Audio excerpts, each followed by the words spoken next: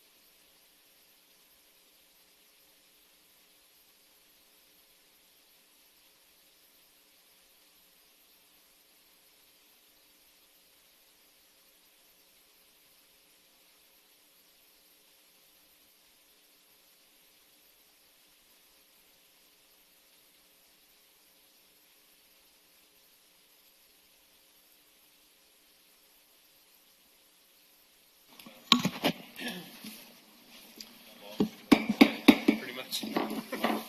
Okay, we are going to start the meeting at 5:30 in a few seconds. So roll call, please. Councilmember Bracco. Here. Councilmember Klein. Here. Councilmember Fugazzi. Here. Councilmember Hilton. Here. Councilmember Marks. Here. Councilmember Ramirez. Here. Mayor Bozo. Here. Okay, so for the big crowd we have here this evening, just as a reminder, we are going to break into closed session, and we're going to run out, and then we'll come back into our regular open session. So, Shall I? yes, please. Okay, the closed session item 2.1, there are two of them. Public employee performance evaluation pursuant to Government Code Section 54957, OGO Section 17A8A4. Name, title is Jimmy Forbes, City Administrator. Second closed session is conference with legal counsel, anticipated litigation. Significant exposure to litigation pursuant to Paragraph 2, Subdivision D, Paragraph 3 of Subdivision E of Government Code Section 54956.9, Gilroy City Code 17A113B, based upon receipt of written communication from Schenkman and Hughes, PC, which is available at the clerk's office. One case is defendant. So the first thing to do is to take public comment. No public comment? There are no speakers at this time. All right. In that case, with respect to item 2.2, I have to advise you that, in my opinion, it would prejudice the interest of the city to discuss this matter in open session, so we need to take a vote on that item to go into closed session. Okay. Councilmember Bracco. Yes. Councilmember Klein. Yes. Councilmember Fugazzi. Yes. Councilmember Hilton. Aye. Councilmember Marks. Yes. Councilmember Ramirez. Yes. Councilmember Bozo. Yes. That vote is unanimous, so we'll now adjourn to closed session. The first item in closed session on item 2.1 will be to vote to stay in closed session, and that vote will be reported at the end of the closed session.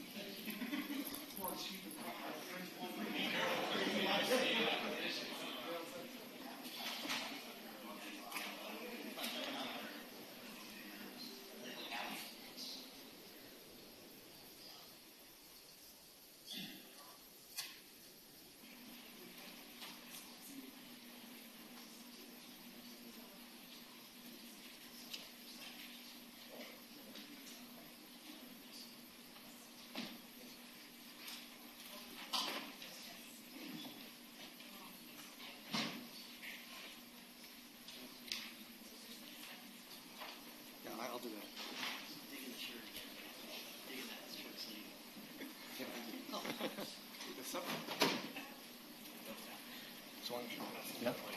Ready?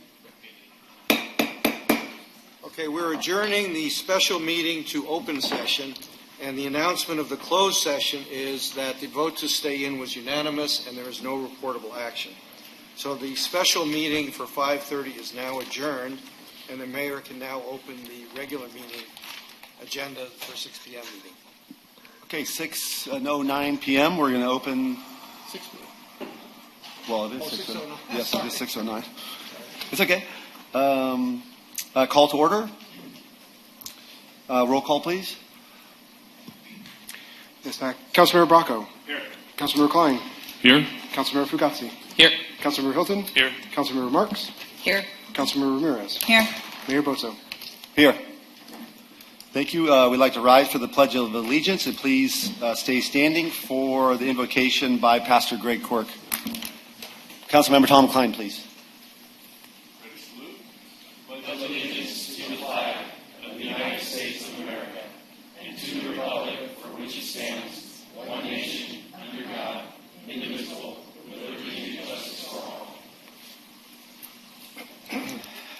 Mr. Mayor, Council, good to see everybody. Let's pray. Well, Father, we're always so grateful for your guidance and your wisdom when we ask for it. It's something that even the founders of our great nation sought often as they made decisions that had such great impact on the people. It reminds us that we are limited, you are limitless.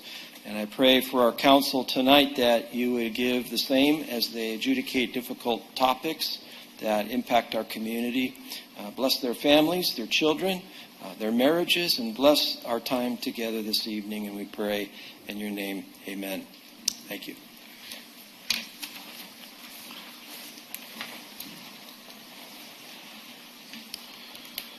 Item 1.4, City Clerk's reporting on the posting of the agenda. Yes, Mayor and Council, the agenda was posted on Friday, March 14th at 3:34 p.m. Thank you. 1.5, roll call we already did. Item 1.6, orders of the day. I believe we are going to be pulling one item from the agenda. Thank you, Mr. Mayor. Agenda item 7.1, which is the authorization to purchase, I believe, $425,000 in fire turnout equipment. We are going to withdraw that request for now. I received numerous questions, and many of which we were able to address, but I think bringing this to a future council agenda will allow us to have even more better answers for council to consider. Thank you. Thank you. Item 1.7, employee introductions. We have one this evening from the City Administrator, who will be introducing John Doherty, Public Works Director. On it, John. All right, thank you, Mr. Mayor, members of the City Council. It's my pleasure to introduce to you John Dowdy, who is our new Public Works Director. John has spent the last 10 years or so as the Assistant City Manager and Public Works Director for Half Moon Bay. He brings a wealth of experience in many different areas of public works. He currently resides right outside of Salinas with his wife Tara and his son Shane, and he has two dogs, Bentley and Ellie, as well. And when he's not doing public works work, which is not very often, he likes to be outside and he likes to cook. So please welcome John Dowdy.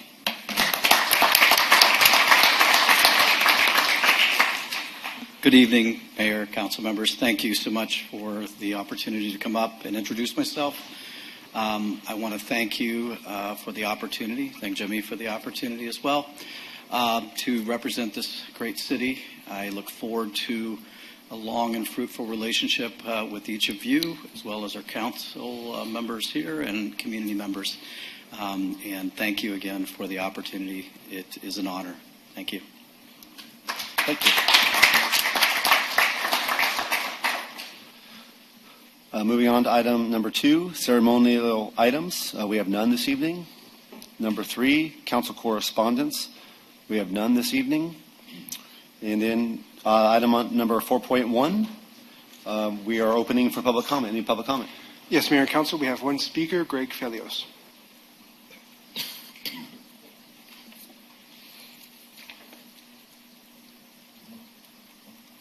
Oh, several weeks ago, February 24th, he had a wonderful meeting between the Gilroy City Council and the Gilroy Unified School District.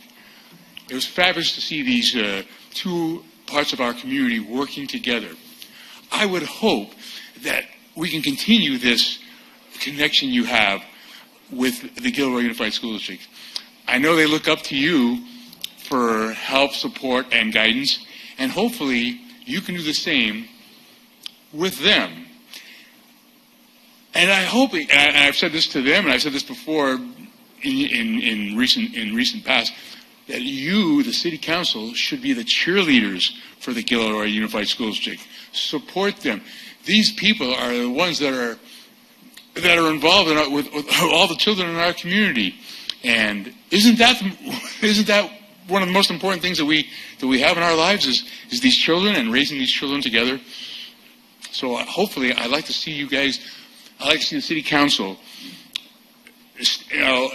connect with the Gilroy Unified School District, do some cheerleading for them, support them, and help them out. I know the people in our community would love to have you support this the school district, support the kids, and the teachers, and the administrators, and all the people that work. This is a great. I don't know how. I'm not sure how big is the school district the most the group that employs most people in Gilroy. If so, we should be supporting the people that are employing our people. So please be transparent, help each other out, and support each other. Thank you. Thank you. Any further public comment? No other speakers at this time. Okay. Thank you. Now moving on to item number 5, reports of committees by council members. Councilmember Bracco. Nothing to report. Councilmember Fugazzi. Nothing to report. Councilmember Marks. No report. Councilmember Hilton. Thank you. From the Valley Transportation Policy Advisory Committee, the Transit-Oriented Development Access Study was initiated to identify multimodal access needs and improvements for 6 high-priority VTA-owned sites designated for future TOD development. The primary goal of the TOD Access Study is to engage the community and identify access improvements and transportation demand management elements that could be integrated into VTA's TOD projects. Effective station access planning will enable VTA to provide developers with clear access requirements for site development and contribute to ridership growth on the VTA transit system. VTA has an active transit-oriented development program which partners with developers to build TOD projects on VTA-owned properties at transit stations. These TOD sites serve as gateways to the VTA transit system, offering significant potential to attract new transit riders. To ensure the future developments preserve and enhance station access from the surrounding community, VTA conducts access studies for station sites identified in the TOD pipeline. Gilroy Station Access Study is nearing completion. Gilroy Transit Center is a southern term for Caltrain service and serves as the key hub for multi-transit options, including VTA bus routes, San Benito County Express, Monterey Salinas Transit, Greyhound, and commuter shuttles. It is also planned to become a future California high-speed rail station. The VTA-owned 7.8-acre site on the west side of the tracks is identified for future mixed-use, mixed-income TOD, will be a critical component of transforming the future station site along the high-speed rail and contribute to Gilroy's RENA number of 1,773 units by 2031. From Silicon Valley Clean Energy, the board approved an adjustment to the annual surplus solar energy compensation terms that makes SVC consistent with other California utilities while maintaining customer value. SVC received a clean financial audit, and the board approved our mid-year operating budget. With SVC's sound financial standing and exceeding its target days on cash on hand, SVC will allocate $35 million in bill credits to provide relief to customers. The one-time bill credit for residential customers will likely be a flat credit, and for non-residential customers will be based on historical usage. The credit will likely be applied during the month of August billing cycle because the bill credit would be more meaningfully to offset the cost of the month when the customers receive their highest electricity bills. Thank you. Councilmember Ramirez. Yes, just want to report that Gilroy Sister Cities is going to be creating a strategic plan with the focus on the development of a succession plan, and growth and development of their association.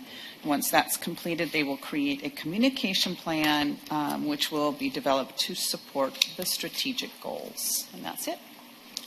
Thank you. Councilmember Klein. Yeah, I know. Last Wednesday, VTA held their first workshop out at Gavilan about the 10125 project that's going to be happening, and there were a number of people there, a lot of questions, and I know we have it posted on our website. The upcoming one will be April 8th, and I just want to encourage everyone not only to go to these meetings, but also if you have questions, you can run me down, or any representative, both the VTA, well, actually not VTA, but any of the elected representatives. If you've got questions, come to us, and we can direct you, or we can answer your questions, hopefully.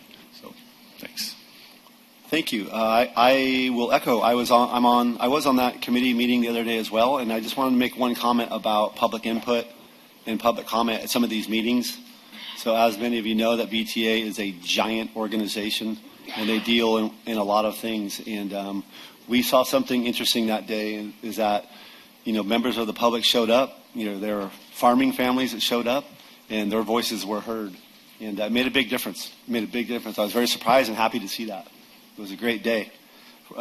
If you believe in transparency and democracy and public input, it really mattered that day.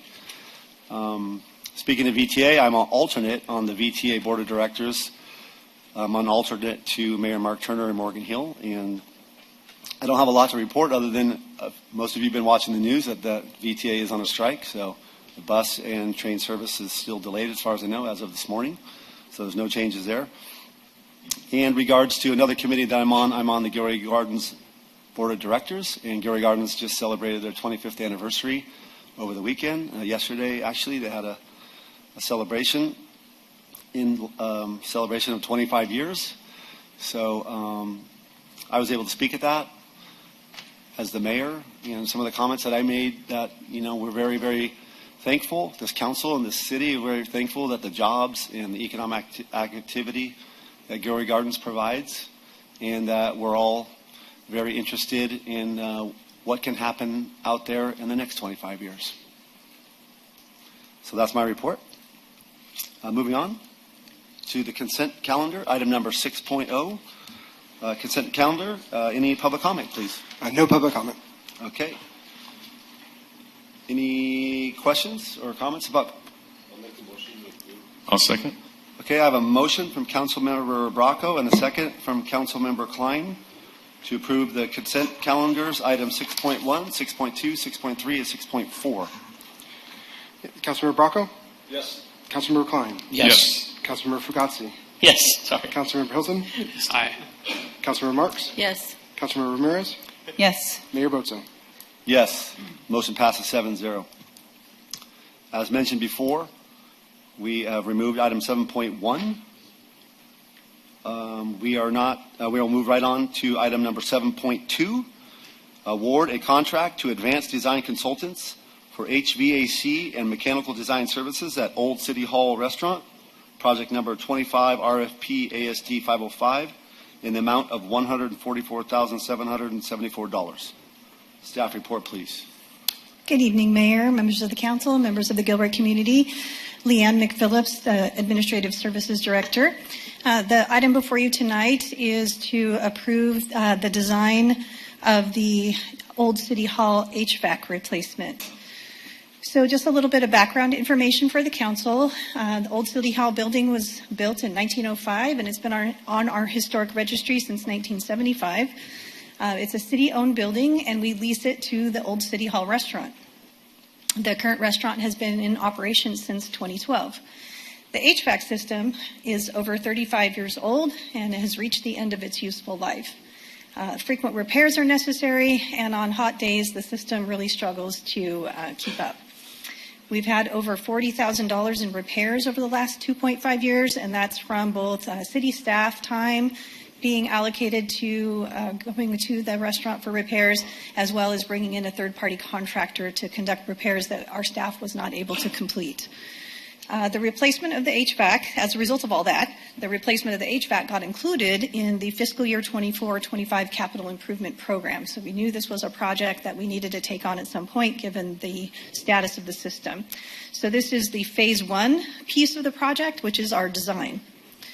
So we got 6 proposals for the design, ranging from $104,100 to $391,756. The consultants are listed up on the screen and in the staff report with the different dollar amounts that came in on the bids.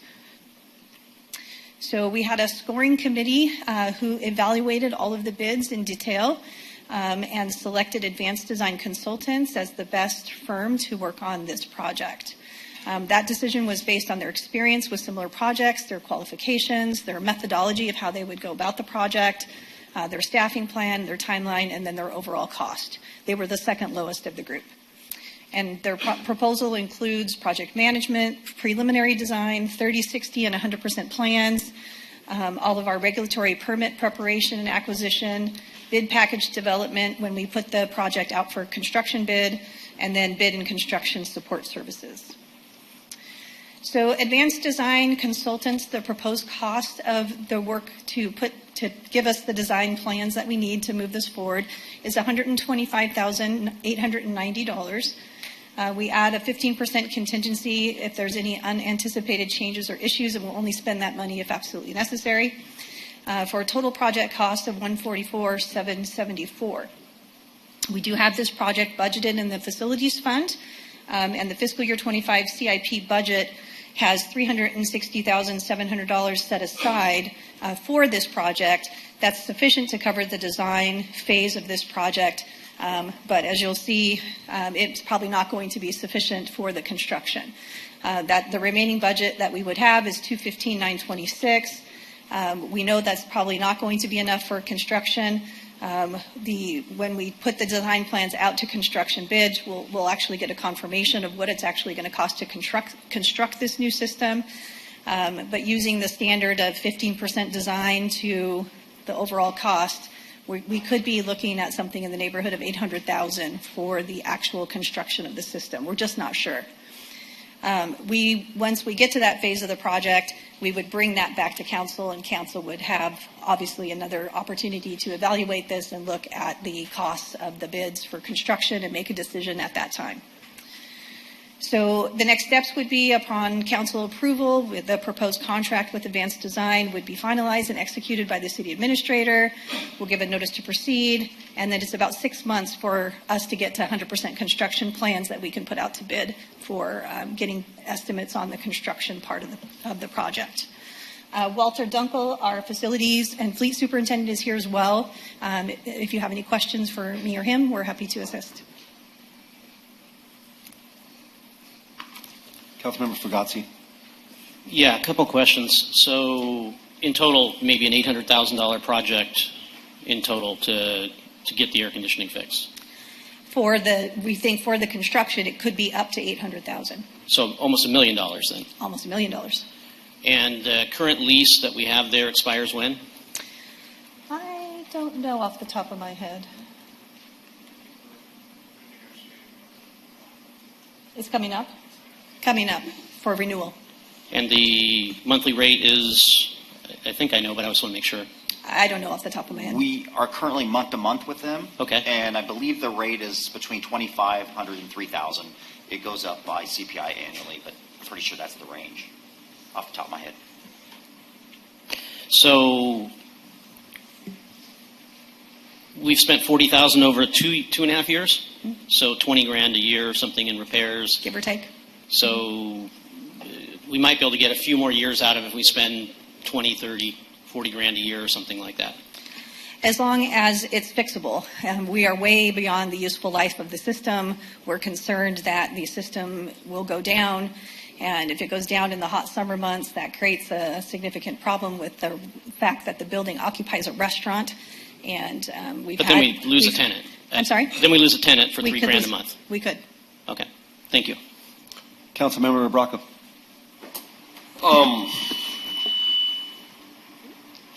When you have this repaired, did anybody ask the contractor to give an estimate on replacing it? Well, we have to have the design of the system. Why? And then we put the design out to bid. It's going to be a complicated project to pull Why the not HVAC out of take it out and put a brand new one in? That's what they will do.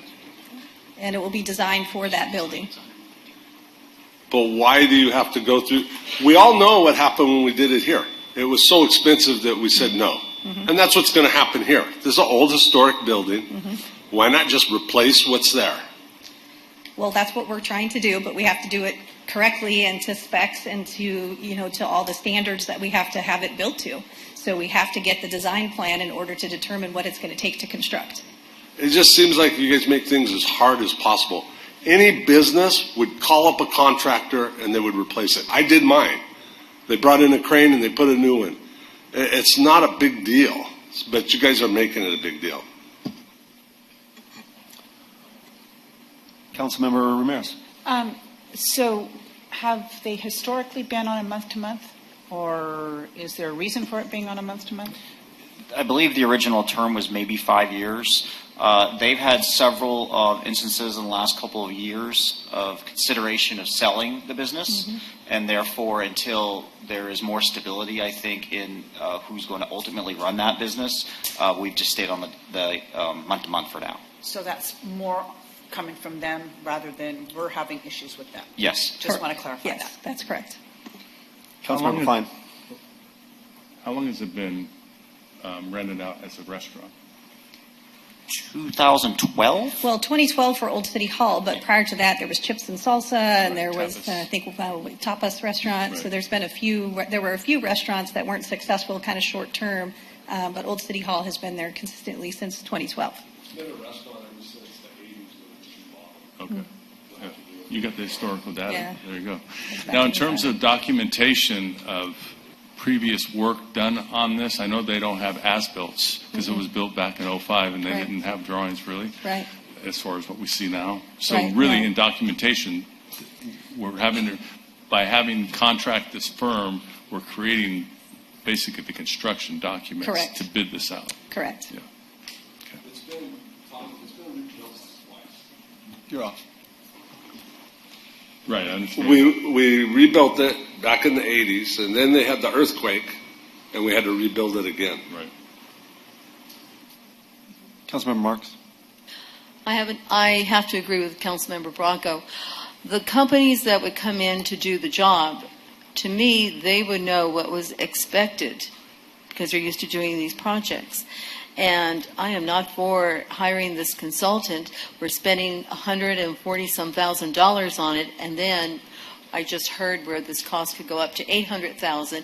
We don't know where the money's coming from. We gave $140-some thousand to a consultant for a project to just sit. But yep, I'm hearing, but we can't let this heating or air conditioning go down in the winter or summer months. But if we don't have the money, it's going to go down anyway. So why can't we just have companies that specialize in these kinds of projects come and give bids? Because wouldn't they know what was expected of them to do? We have to have plans that we're telling them this is the design of the system that will meet the needs of this particular building, and then they bid that work. It's a public works project, so we have to get the bids for the work in that manner. Go ahead, Councilmember Facati. One other question. Since you are designing the HVAC system into the building, is it being designed for a restaurant, this particular restaurant, always going to be a restaurant? Or is there some reason possibly still to hold off if we don't know this restaurant is going to be there because they don't have a long-term lease, that we might want a different design for a different tenant? Is it going to be a design that's going to be specific to the needs of this particular restaurant or restaurants in general? Well, it's been a restaurant for quite some time, so that's the business that's been successful there. So we are building a system that's going to be able to withstand that usage because originally that building was obviously not a restaurant, and so the system gets a lot more use because it's open 7 days a week, long hours, and with the weather, the HVAC gets utilized quite a bit. Does it lock us into their layout or their specific kind of layout as a restaurant?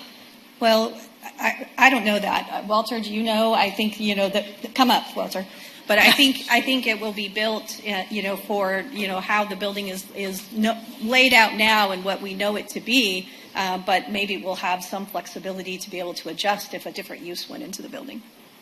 Yeah, as long as a different use still utilizes the same rooms and walls without, modifications to all the walls, then it would still work for any business that took over that building. Mayor, so just to piggyback off of Councilmember Bracco and Marks, so if I need a new HVAC system, and I'm pushing for one, but my husband's pushing back, I would imagine we would call an HVAC company and say, take a look. What are our needs? What do you recommend? And assuming that they know all the permits and all of the different things that have to go into it, and make a recommendation to us. And then if we were to say yes, then they would move forward. I know that's simple compared to the building here, but I'm still having a hard time understanding, can that be done? Or you're saying that these guys come in and create the design. I appreciate that.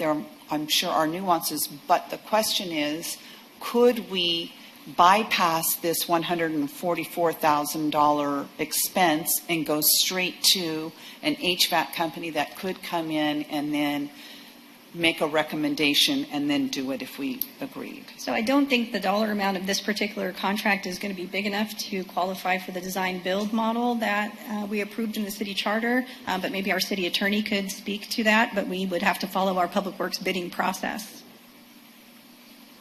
Yeah, if I may, I think that's correct, because it was presumably not $1 million contract, and therefore we would have to bid out an actual design. So just to make it clear, no design, no HVAC. Correct. We have to have a design that we put out to bid following all public works bidding process, get those bids, and then if we decide to move forward with moving forward with one of those bids, then that will be a separate decision that we'll bring to council for their consideration. Good question. Go ahead. Well, I'm not really excited about just having a HVAC guy come out and look at the project and see what we need, because he's going to design it. That's what you're doing with this process.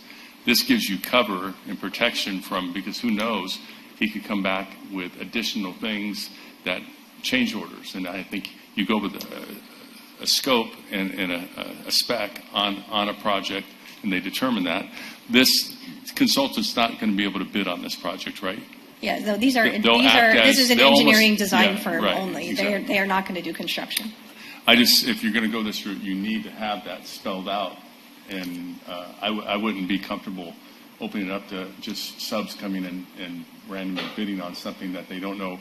Everyone's interpretation is different, and how they look at projects and their experience. And this gives everyone a level playing field to bid off of. And the numbers come where they come. So, Mayor? Yeah. Are you looking at the screen, first of all, to see that we're here, that we are pressing our little buttons to speak?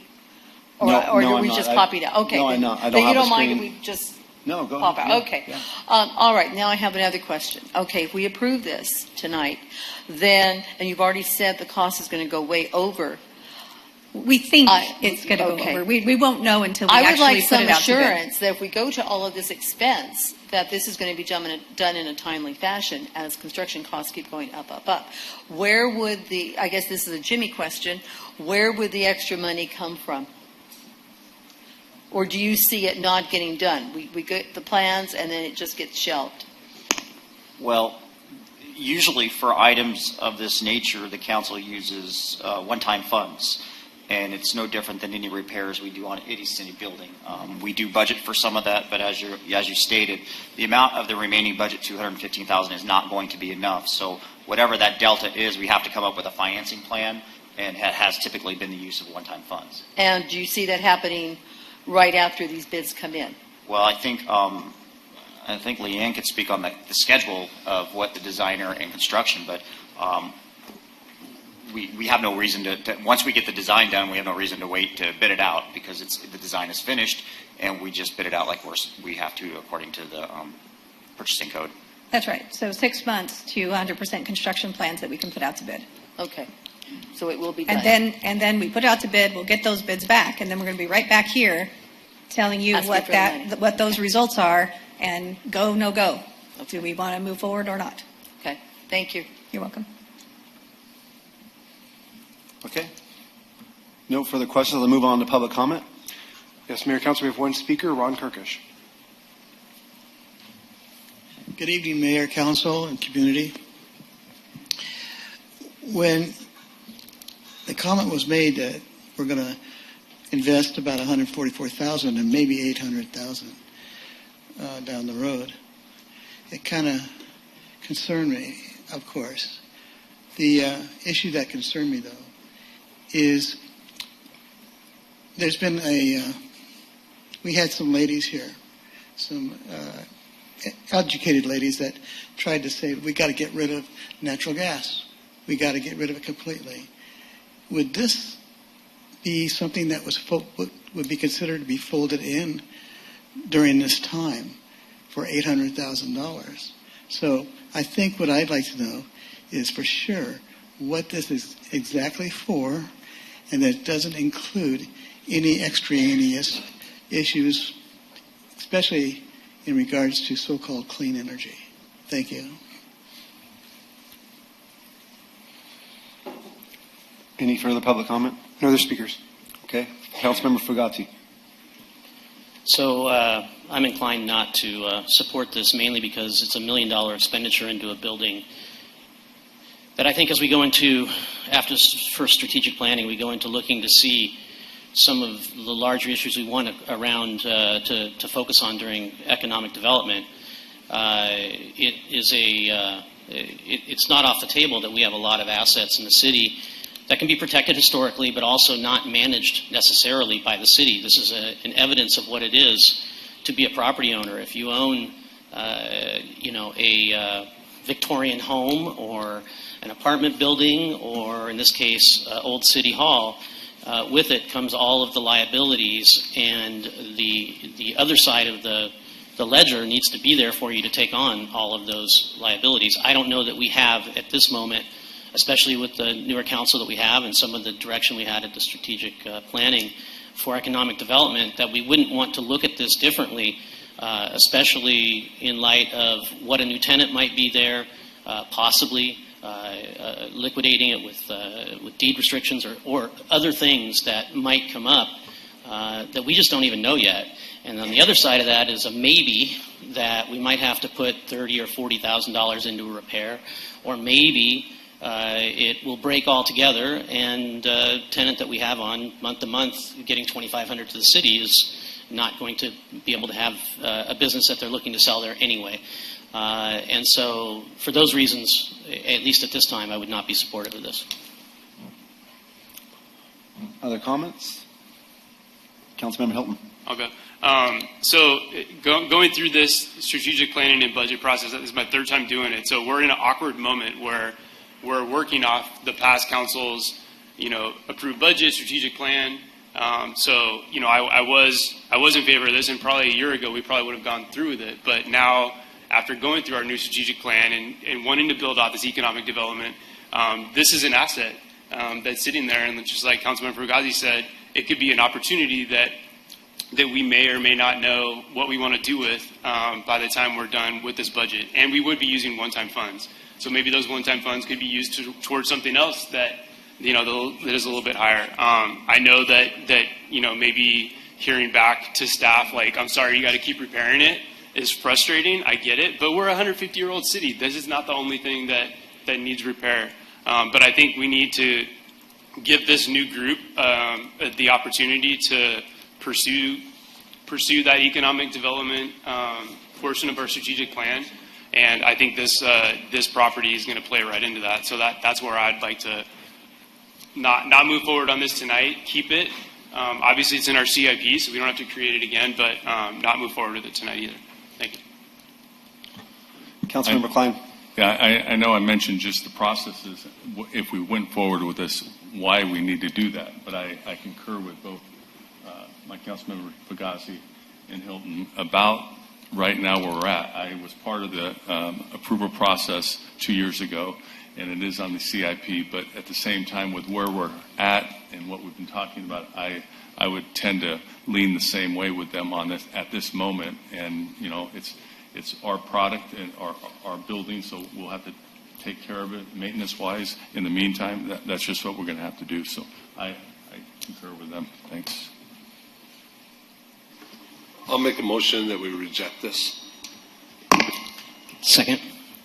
Okay, there's a motion and a second that we reject item 7.2 in awarding the contract of Advanced Design Consultants, Inc. for HVAC and mechanical design services at Old City Hall Restaurant. Project number 25, RFP ASD 505, in the amount of $144,774. Roll call, please. Excuse me for a second. Just for clarity, that I understand that to be a motion not to award the contract. Is that correct? Correct.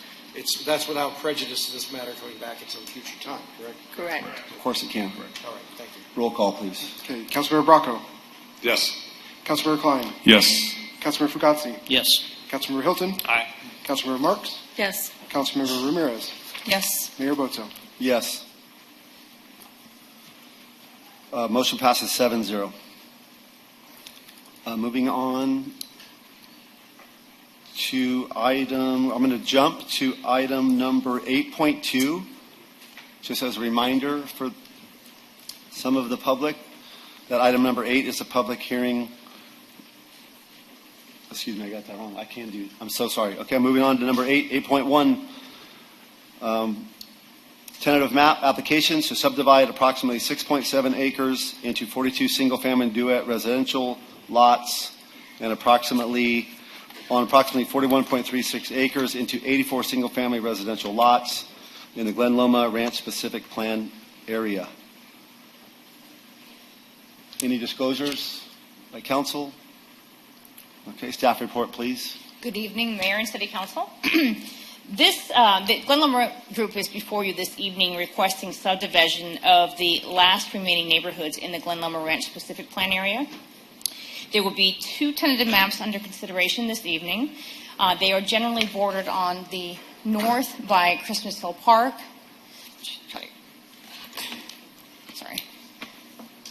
To the south by Santa Teresa Boulevard and the Eagle Ridge development. To the east by the Grove and Luchesa neighborhoods within the Glen Loma Ranch Specific Plan area. And to the west by the Montanaco and Nebbiolo neighborhoods also within the Glen Loma Ranch Specific Plan area. If these tentative maps are approved this evening, approval of these maps and the subsequent development will complete development of the portion of the Glen Loma Ranch Specific Plan area under control of the Glen Loma Group. The only remaining portion would be the Olive Grove neighborhood that the school district owns. Just to give you a little bit of a background on the environmental review, when the specific plan was approved in 2005, the city also certified an EIR, and that was on November 7th, 2005. At that time, the specific plan area was expected to generate approximately 1,693 residential units. Since that time, the number of residential units has been significantly decreased. It is now anticipated that there will be a maximum development of 1,467 residential units. 1,208 of those would be developed by the Glen Loma Group, and the remaining 259 could potentially be developed on the Olive Grove neighborhood. But again, that is under ownership by the school district, and it's unknown at this time how that will develop. Due to the decreased number of residential units, the city considered a subsequent traffic analysis that was prepared specifically to analyze the reduced project size. And the council considered that on October 7th, 2024. And at that time, the council determined that it was appropriate to adopt a second addendum to the approved EIR, the adopted EIR. And as part of that process, the City Council determined that the project did not trigger the Phase 3 mitigation measures, and thereby eliminated mitigation measures 36, 37, 39, 41, 43, and 44, and also determined that mitigation measure 34 had been satisfied through the installation of a signal. At this time, no additional environmental work is required for approval of these tentative maps. The first tentative map under consideration this evening is tentative map TM2402. This is within the Town Center Flex neighborhood, and it is surrounded on the north by West Luchessa Avenue, on the south by Loma Ranch Street, to the east by 10th Street, and the west by Miller Avenue. This subdivision will be a 6.7 acre site, and it will subdivide this property into 42 single-family compact lots. Those will be developed with duet units, and those are single-family homes that are attached on one side. There will also be 4 open space parcels, 4 private streets, and Lot Q, Parcel Q, is a private lot that will be conveyed to the city for the fire station, and that will be conveyed to the city in accordance with the provisions of the 4th operating memorandum to the Glen Loma Ranch Development Agreement that the City Council approved on October 7, 2024. The Town Center Flex neighborhood in the specific plan area was intended to provide flexibility in the type of development that was approved. The specific plan envisioned that commercial, residential, or mixed-use development could occur on this site, and that actual development would be determined by market demand at the time that development occurred.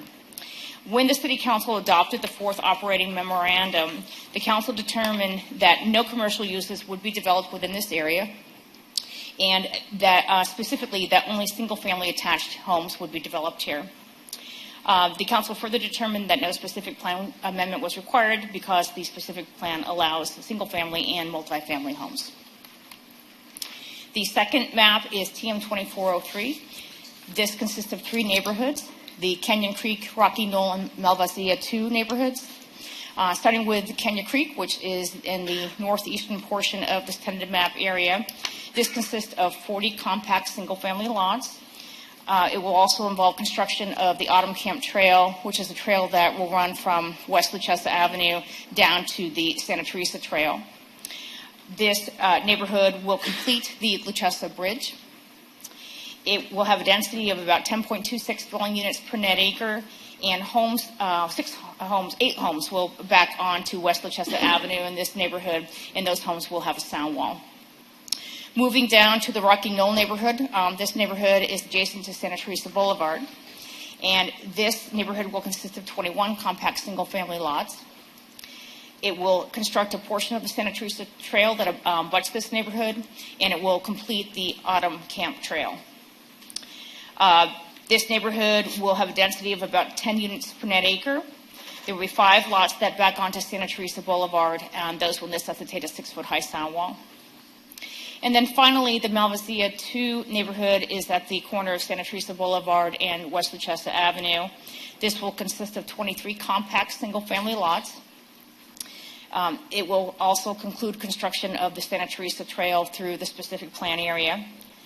It will have a density of about 9 dwelling units per net acre, and there will be 6 homes or lots that back onto West Luchessa or Santa Teresa Boulevard, and those will have a 6-foot-high sound wall.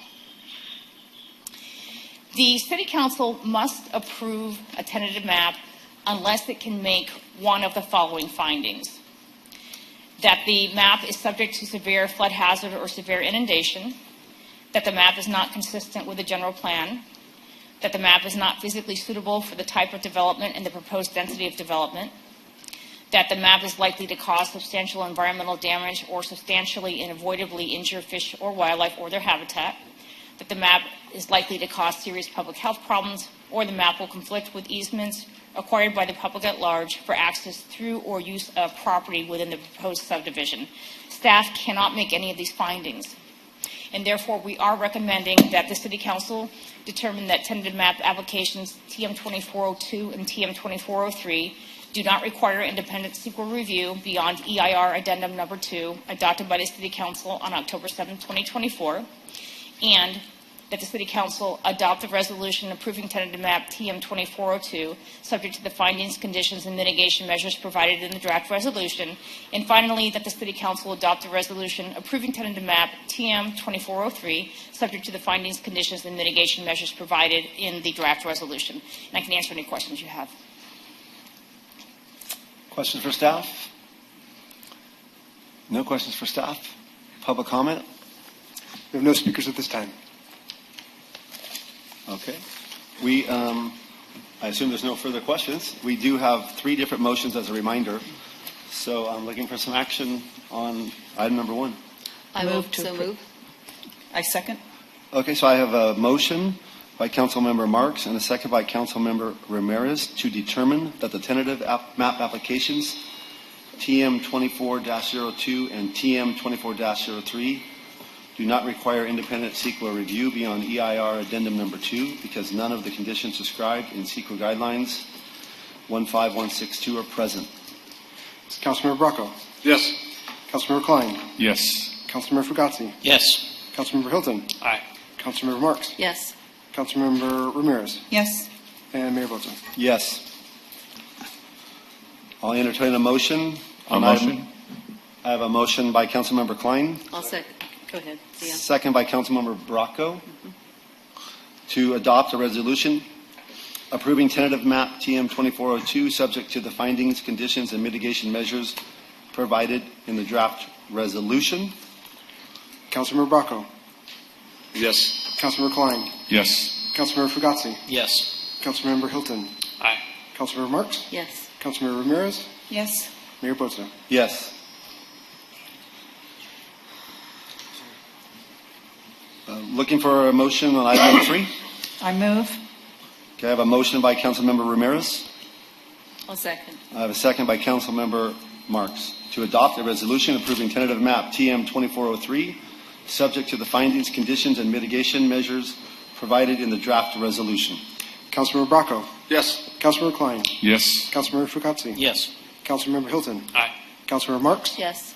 Councilmember Ramirez. Yes. And Mayor Bozo. Yes. Can I make a brief statement? Those 3 measures passed unanimously. I just want to acknowledge the efforts of Arminta Jensen, who's the engineer on the project, who's worked on these maps for 20 years and is here. So I think we should just acknowledge that. Thank you. Thank you. Okay, we are going to jump to number 9.2. 9.2, we're going to jump because 8.2 is a hard at 7 o'clock. So 9.2. It's okay. Adoption of an ordinance approving a zoning map amendment application to rezone an undeveloped property. APN 810-23005 to residential hillside, consistent with the 2040 General Plan Hillside Residential Land Use Designation Z2203. Staff report, please. Okay, on your February 24th meeting, the City Council considered zone change application Z2203, and you approved it by a vote of 6-1. So this is the second reading of the ordinance, and we are at this time recommending that the City Council adopt this the zoning map amendment. Questions for staff? Public comment? No speakers. Okay. I'll entertain a motion. Motion? Okay. I have a motion by Councilmember Klein with a second by Councilmember Bracco to adopt an ordinance of the City Council approving zoning amendment application Z2203 to redesignate a 37.5 acre site from agricultural A1 zone to residential hillside zone consistent with the 2040 plan. Roll call, please. Councilmember Bracco. Yes. Councilmember Klein. Yes. Councilmember Fugazzi. No. Councilmember Hilton. Aye. Councilmember Marks. Yes. Councilmember Ramirez. Yes. Mayor Bozo. Yes. Yeah. Great. So in an attempt to get to 7 o'clock before we start the transitioning agenda, no, I am not going to sing. We are going to jump to the city administrator's report. Oh, there we go. Item number 12. Yes, thank you, Mr. Mayor. I have 2 informational items for you that I can take care of right now in the next 70 or 80 seconds. Two, one is that Library Day at the San Francisco Giants game is April 7th, and that is sponsored by our own Santa Clara County Library. And if you use a special link on the county website, the Giants will give every ticket purchased $5 back to the library. So a good day to get out and watch baseball. They play the Reds at 7 o'clock and have activities for a few hours before. The second item that I wanted to announce is that on Monday, March 24th from 6 o'clock to 7 o'clock, our housing division out of community development will hold a virtual public meeting for the Santa Clara County Multi-City Inclusionary Zoning and Affordable Housing Study.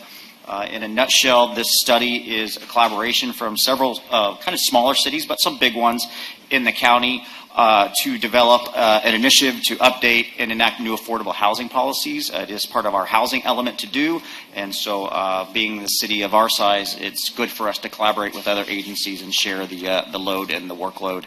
And so that will be from 6 to 7. It is a virtual meeting, and it will be in our weekly e-newsletter as well. So click on that and participate if you'd like to have some input and see what we can possibly do for affordable housing in Gilroy. That concludes my report. Okay, great. I am going to kill another 20 seconds. And I'm going to move on to item number 11 and speak as slow as possible. And the item number 11 is future council-initiated agenda items, and we have none. So with 3 seconds remaining, we are going to move on to item 8.2, please. And I will read it. 8.2. Hold the second public hearing regarding the city's transition from an at-large to a district-based election system for the purpose of receiving public input on the potential contours of the new districts and hearing the demographics presentation on the transition process and the drawing of district maps for the November 26 and 28 elections. Any disclosures by council members? Disclosures? No, but I have a comment. Okay. First of all, thank you to staff for creating those 2 additional public meetings, workshops. I'm just wondering if it would be helpful, since we do want to encourage participation, to provide snacks maybe, or even consider providing some type of supervisory efforts for children so that parents can come and participate. Just a thought. Thank you. Staff report? Okay, I'll give a brief staff report. This is the second public hearing required by law pursuant to the resolution that the council adopted on February 24 to proceed with the safe harbor districting process, which we are now engaged in. And this hearing is for the purpose of hearing primarily from our demographer, Liz Stitt, who is here, along with outside counsel Kim Manolius, about communities of interest and how they should be defined and how they should influence the boundaries of the composition of the districts that are to be drawn before any maps are considered. No maps are going to be considered tonight, although I think anybody who has checked the website is aware there is a map drawing tool there, which is very interesting to use.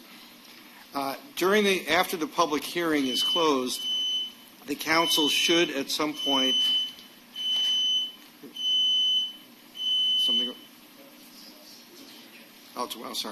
should reach a decision and actually by formal motion decide whether the city should draw 6 districts and retain a directly elected mayor, or possibly draw 7 districts in which there would be 7 council members elected by district and the mayor would be selected on a rotating or some other basis. And that's necessary to be decided at least tentatively tonight so that the demographers can start drawing maps with the right number and the public as well. And I do want to also mention the third public hearing. It will be at the Monday, April 7 council meeting. And in between, as Councilmember Ramirez mentioned, there are 2 public workshops scheduled. On Tuesday, March 25 at 7 p.m. in the South Valley Middle School Multipurpose Room. And secondly, on Saturday, March 29 at 9:30 a.m.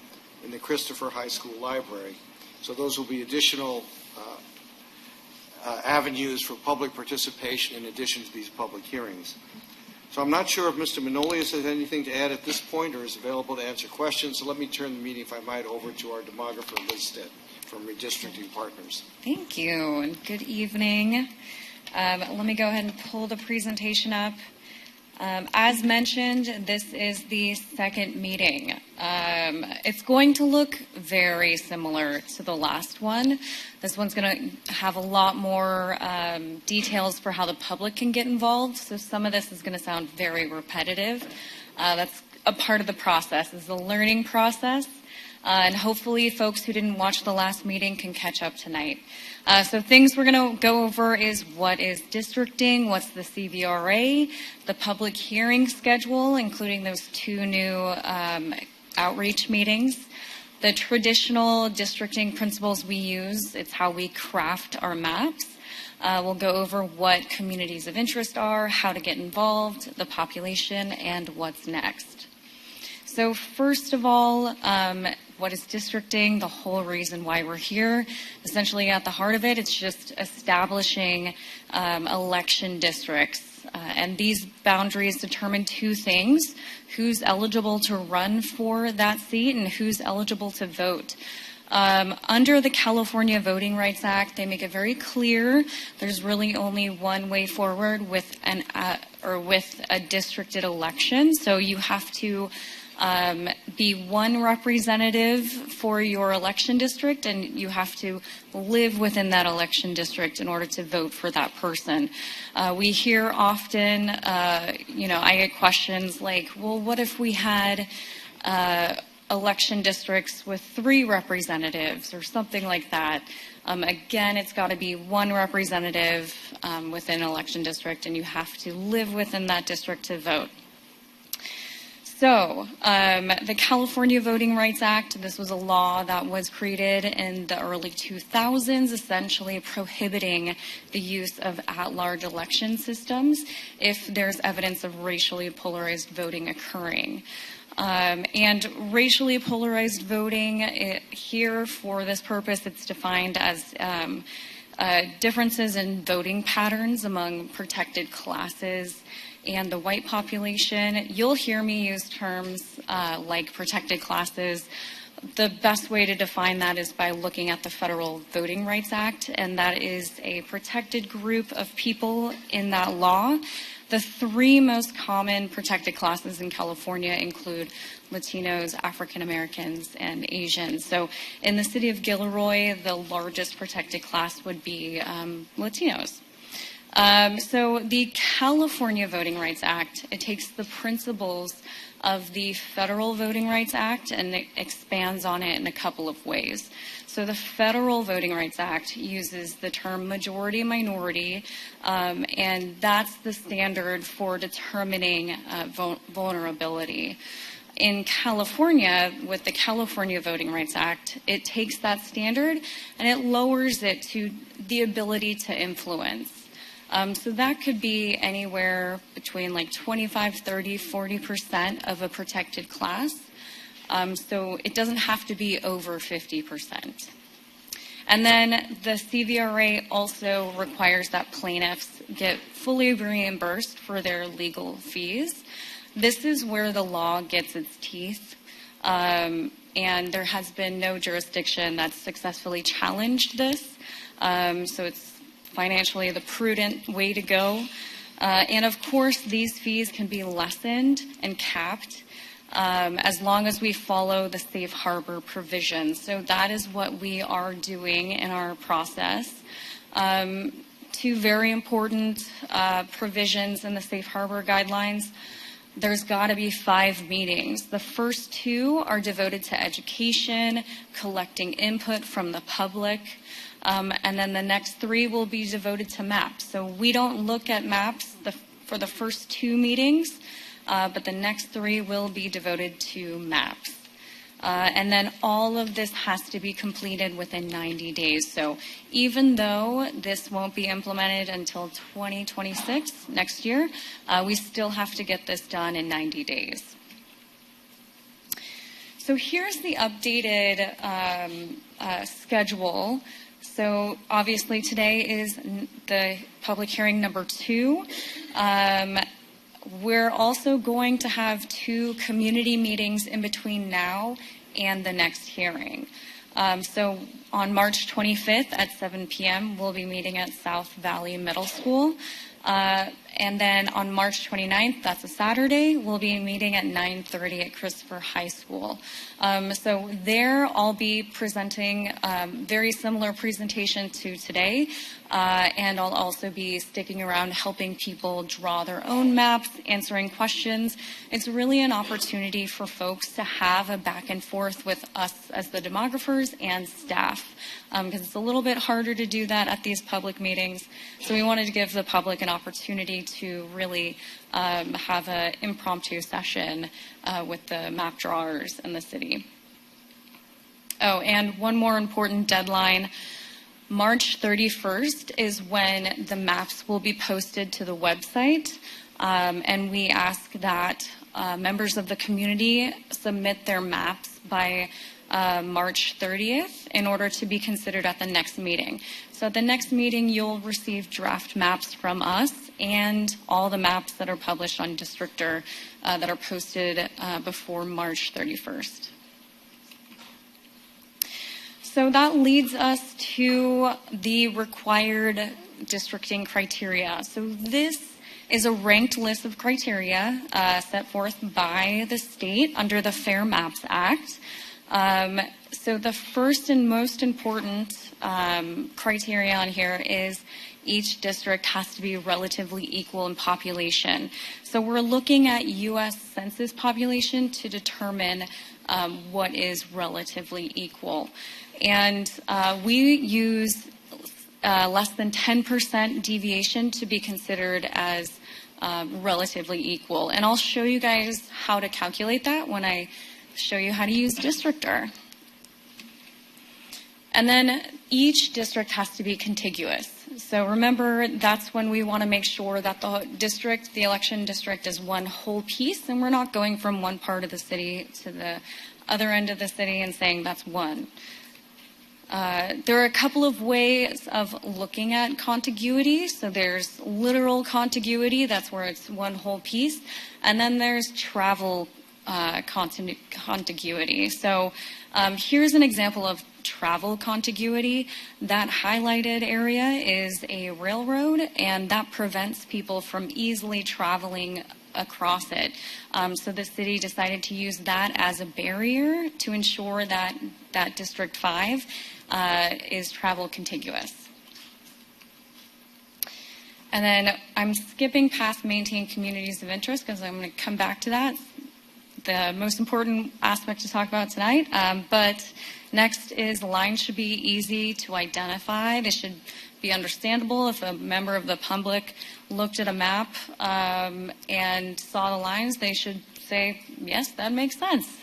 So we're looking for things like natural boundaries or man-made boundaries, highways. Monterey, for example, would be a great boundary. And then we want to make sure that we're keeping districts compact. So we're shooting for circles and squares and not ribbons. So the map on the left was drawn before the Fair Maps Act came out. It cuts through a bunch of communities. It goes from one end of the city to the other. And then on the right was the updated map after the Fair Maps Act came out. Very compact. So maintaining communities of interest. This is really where the public comes to shine.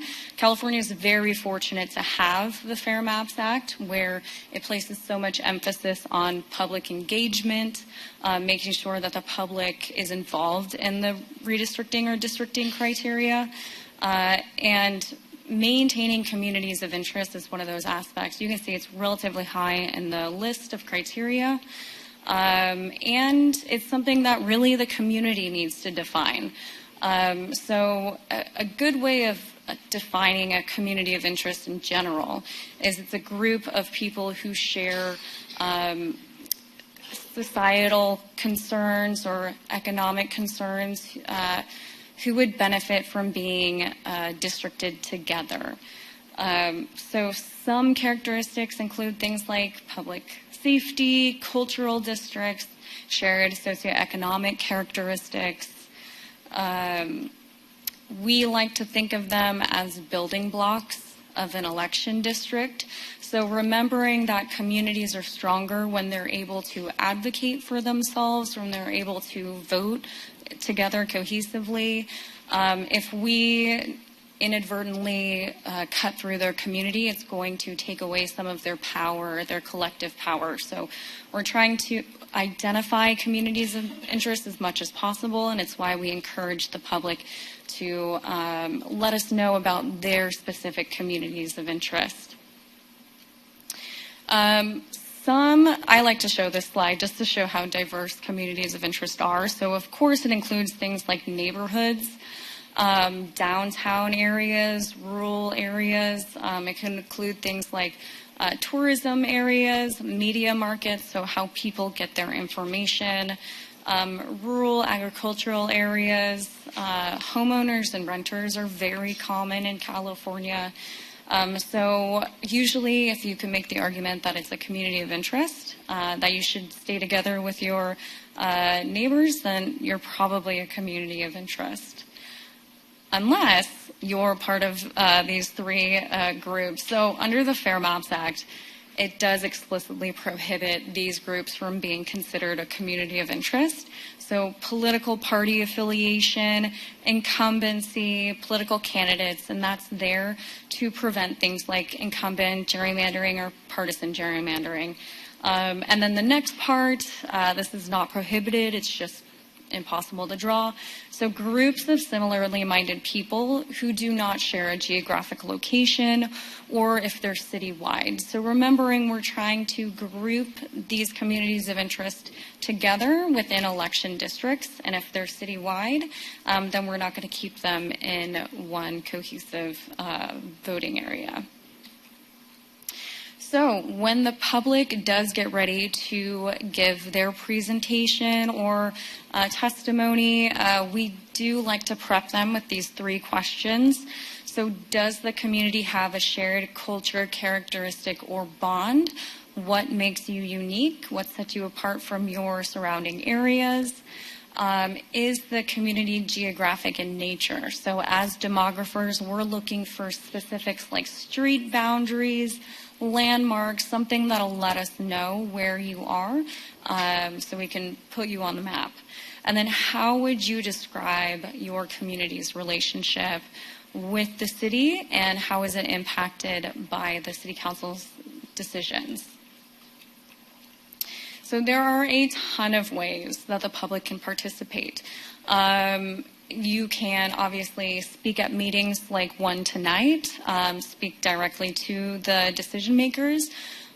You can also go on the website where you can fill out this form. So submit your community of interest form. It's going to ask questions like the ones that I just proposed.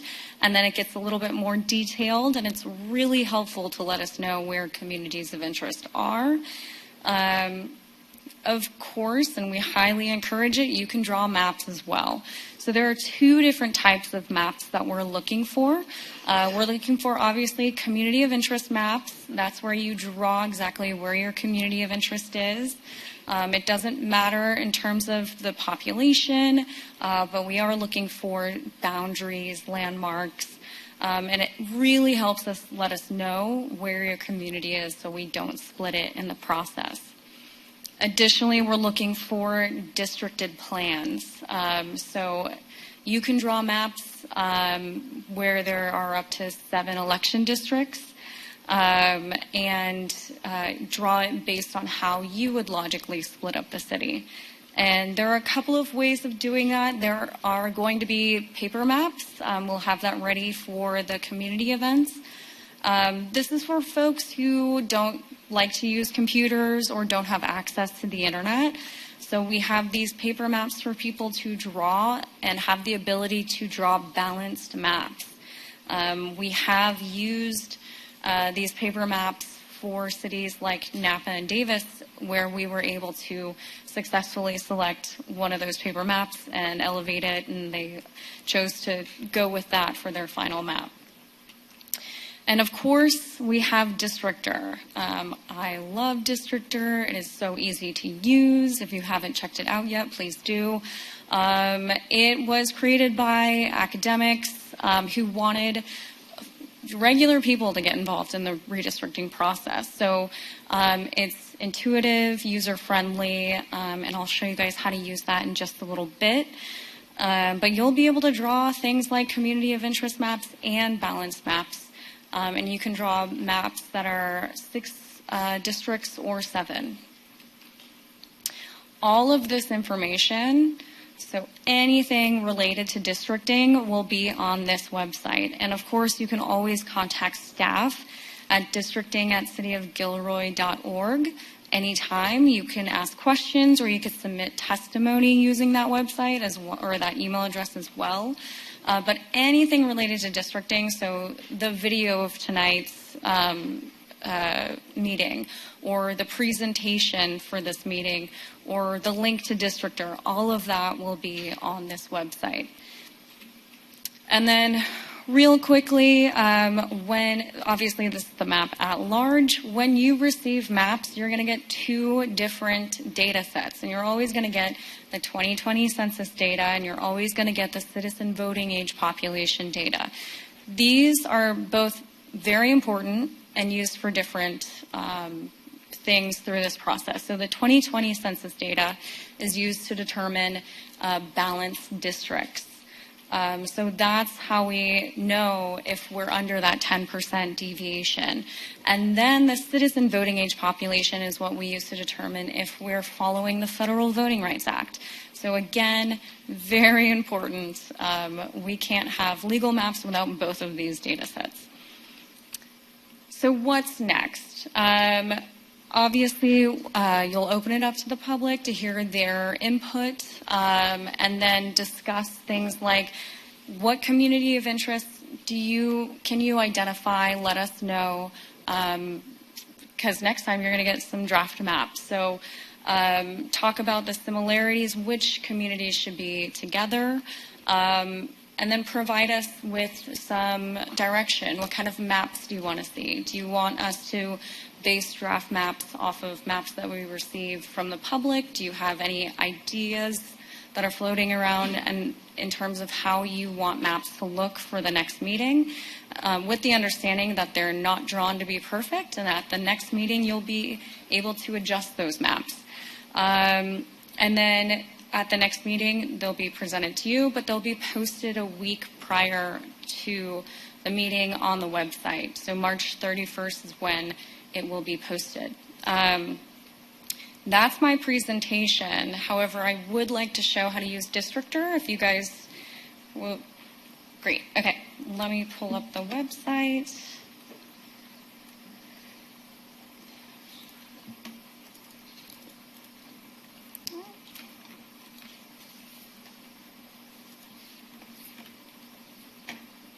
Guess I'm just going to go here. There we go. So if you go to districtr.org/tag/Gilroy, that site is specifically created for the city of Gilroy to go through map drawing.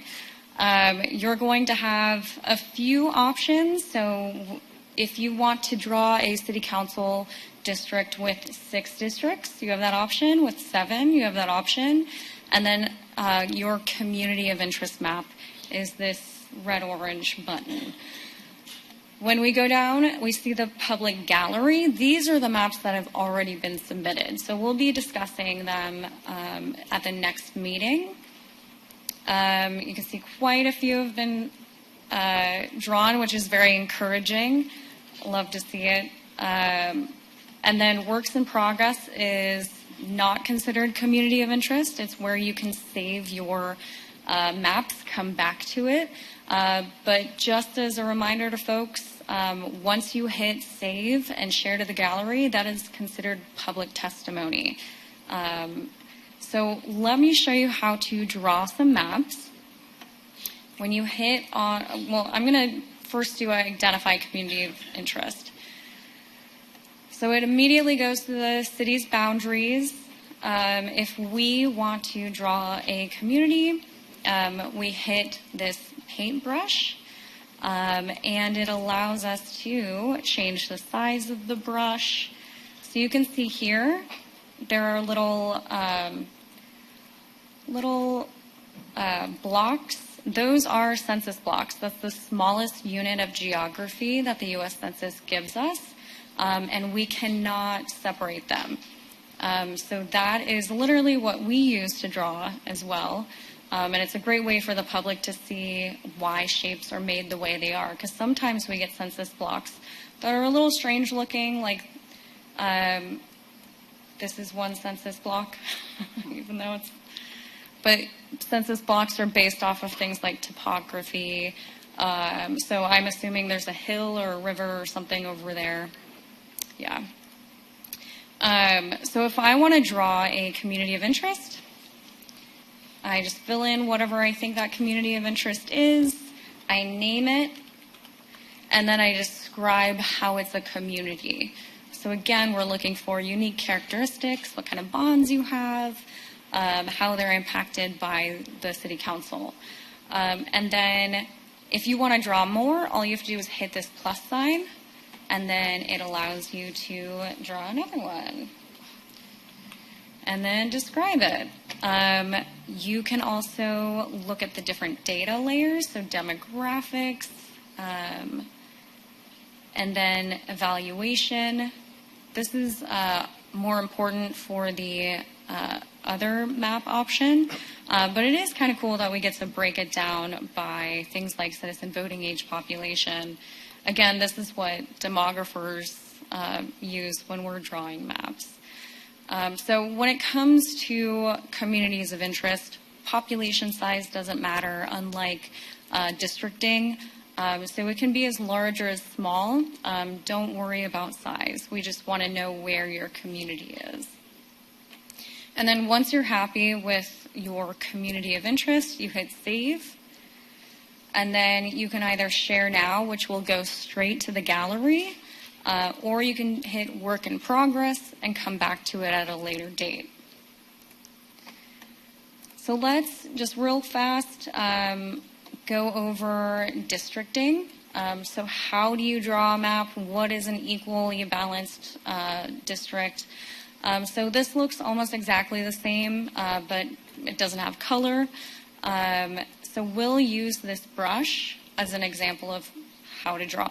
So I'll start filling it in. I just click down with my mouse and it starts populating. And you can see that it's going toward a gray line. And that gray line is the ideal size of a district. So down here, it tells me the ideal size. We're just over it.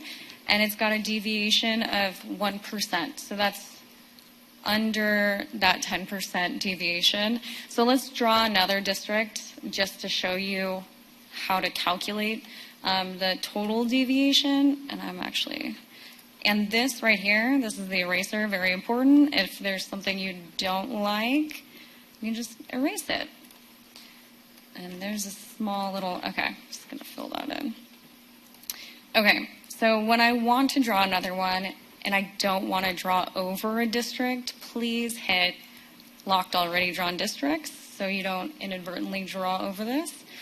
So if I want to draw another one, I just start populating it with how I would imagine it would, or how I would want a district being drawn.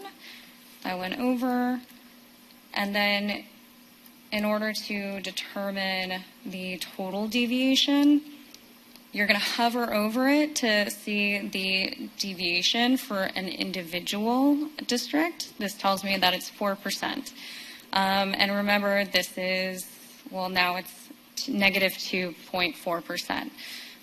So what we would do is we would add those together, and the total deviation would be, what is it, 4 and 2, so 6.4% would be the total deviation. So even though, I do want to give some warnings, even though it says this is the max deviation, that's only half of the story.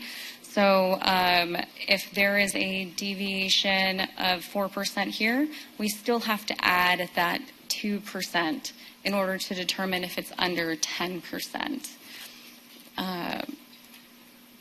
It's a little complicated, but It's a lot easier than trying to do this without a program. And then we can also determine things like citizen voting age population. So we can look at that because that is very important in this process. And we can see the different makeups for each district. So, and then obviously you would just fill in the rest of the map, and then you would hit save. Now you can name it. It's encouraged. If you want to name it after yourself, that's very helpful. If you want to name it after a theme in your map, that's very helpful. And then you would just hit share to the gallery. Now, if you do not name your map, that is totally fine. Every map is going to have a unique number, and that's how we're going to track it. So the name is helpful, lets us know either who's behind the map or what the theme is behind the map, but it's the ID or the ID number that's going to allow us to track it and make sure that we're, if you guys want to uplift a map, for example, you'll identify it by its ID number. So that's how you use Districtor. With that, I'm happy to take any questions, but I do know you need to turn it over to the public as well. Councilmember Fugazzi.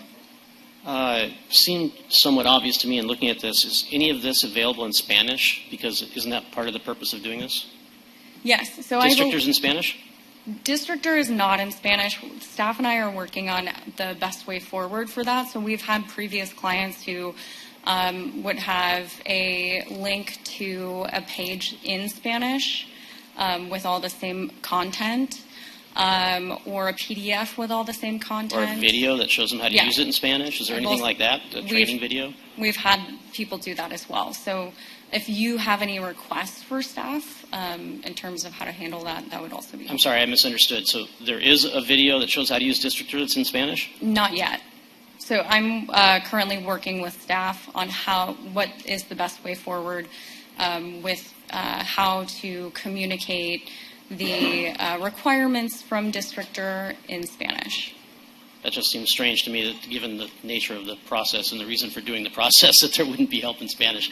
Another question, too. You mentioned paper maps. Is there a PDF and instructions in Spanish and in English on how to use paper maps? It's available on our website? There will be. It's not available yet, but there will be. Okay. Thank you. Further questions? I have a question. Could you talk a little bit about what the community can expect at the public meetings? I know you mentioned it already, but could you get in a little bit more detail? Like, do they need to bring anything? What will they expect when they get there, other than more interaction? Yeah. So at these meetings... Excuse me, and also what type of translation services will be available? Thank you. Yes. So we will have Spanish translators there. And of course, if there are folks who speak another language, they can always request a translator. But there definitely will be Spanish translation there.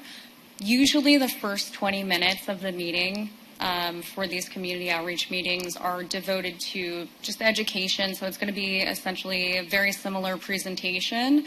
And then it's Q&A, and it's helping people understand how to use the paper maps or how to use Districtor. So we do encourage people to bring their laptops if possible, sort of view it as like a study session, and I'll be sticking around as well as staff to answer any questions. So that's usually a good opportunity for one-on-one time with people to ensure that they understand the concept of districting and the different rules involved, because this can get pretty complicated, and we want to try to make this as easy as possible. I would like to suggest, too, that we make a video of these available as we do other public meetings that we have. And if possible, when you do the translation, you actually have it live one after another as you're giving your presentation, so that somebody who's not coming to the meeting who only speaks Spanish can actually watch that back, and we then post that on the website as well. Councilmember Hilton? I have one more comment, or for you to make a comment? Could you just say one more time, one of the things that we are going to be deciding tonight, council, is the idea of, are we going to be six districts or 7 districts? Yeah, so that is absolutely one of the things that I'm hoping that you'll decide tonight. I can tell you that it looks like most of the maps drawn from the public so far, it looks like it's 6 districts. But it's entirely up to you all on whether you want to maintain your at-large mayor and go with 6 districts, or have it 7 districts with potentially a rotating mayor. Do we entertain a motion on that right now? Or how We do need to go do to that, public Andy? comment first. We got to go to public comment okay, first. public yeah. comment. So if there are no further questions for staff and the nomographer, we will move on to public comment. Yes, Mayor, Council, we have 3 speakers at this time. First is Edwin Diaz, followed by Carolina Gabriel.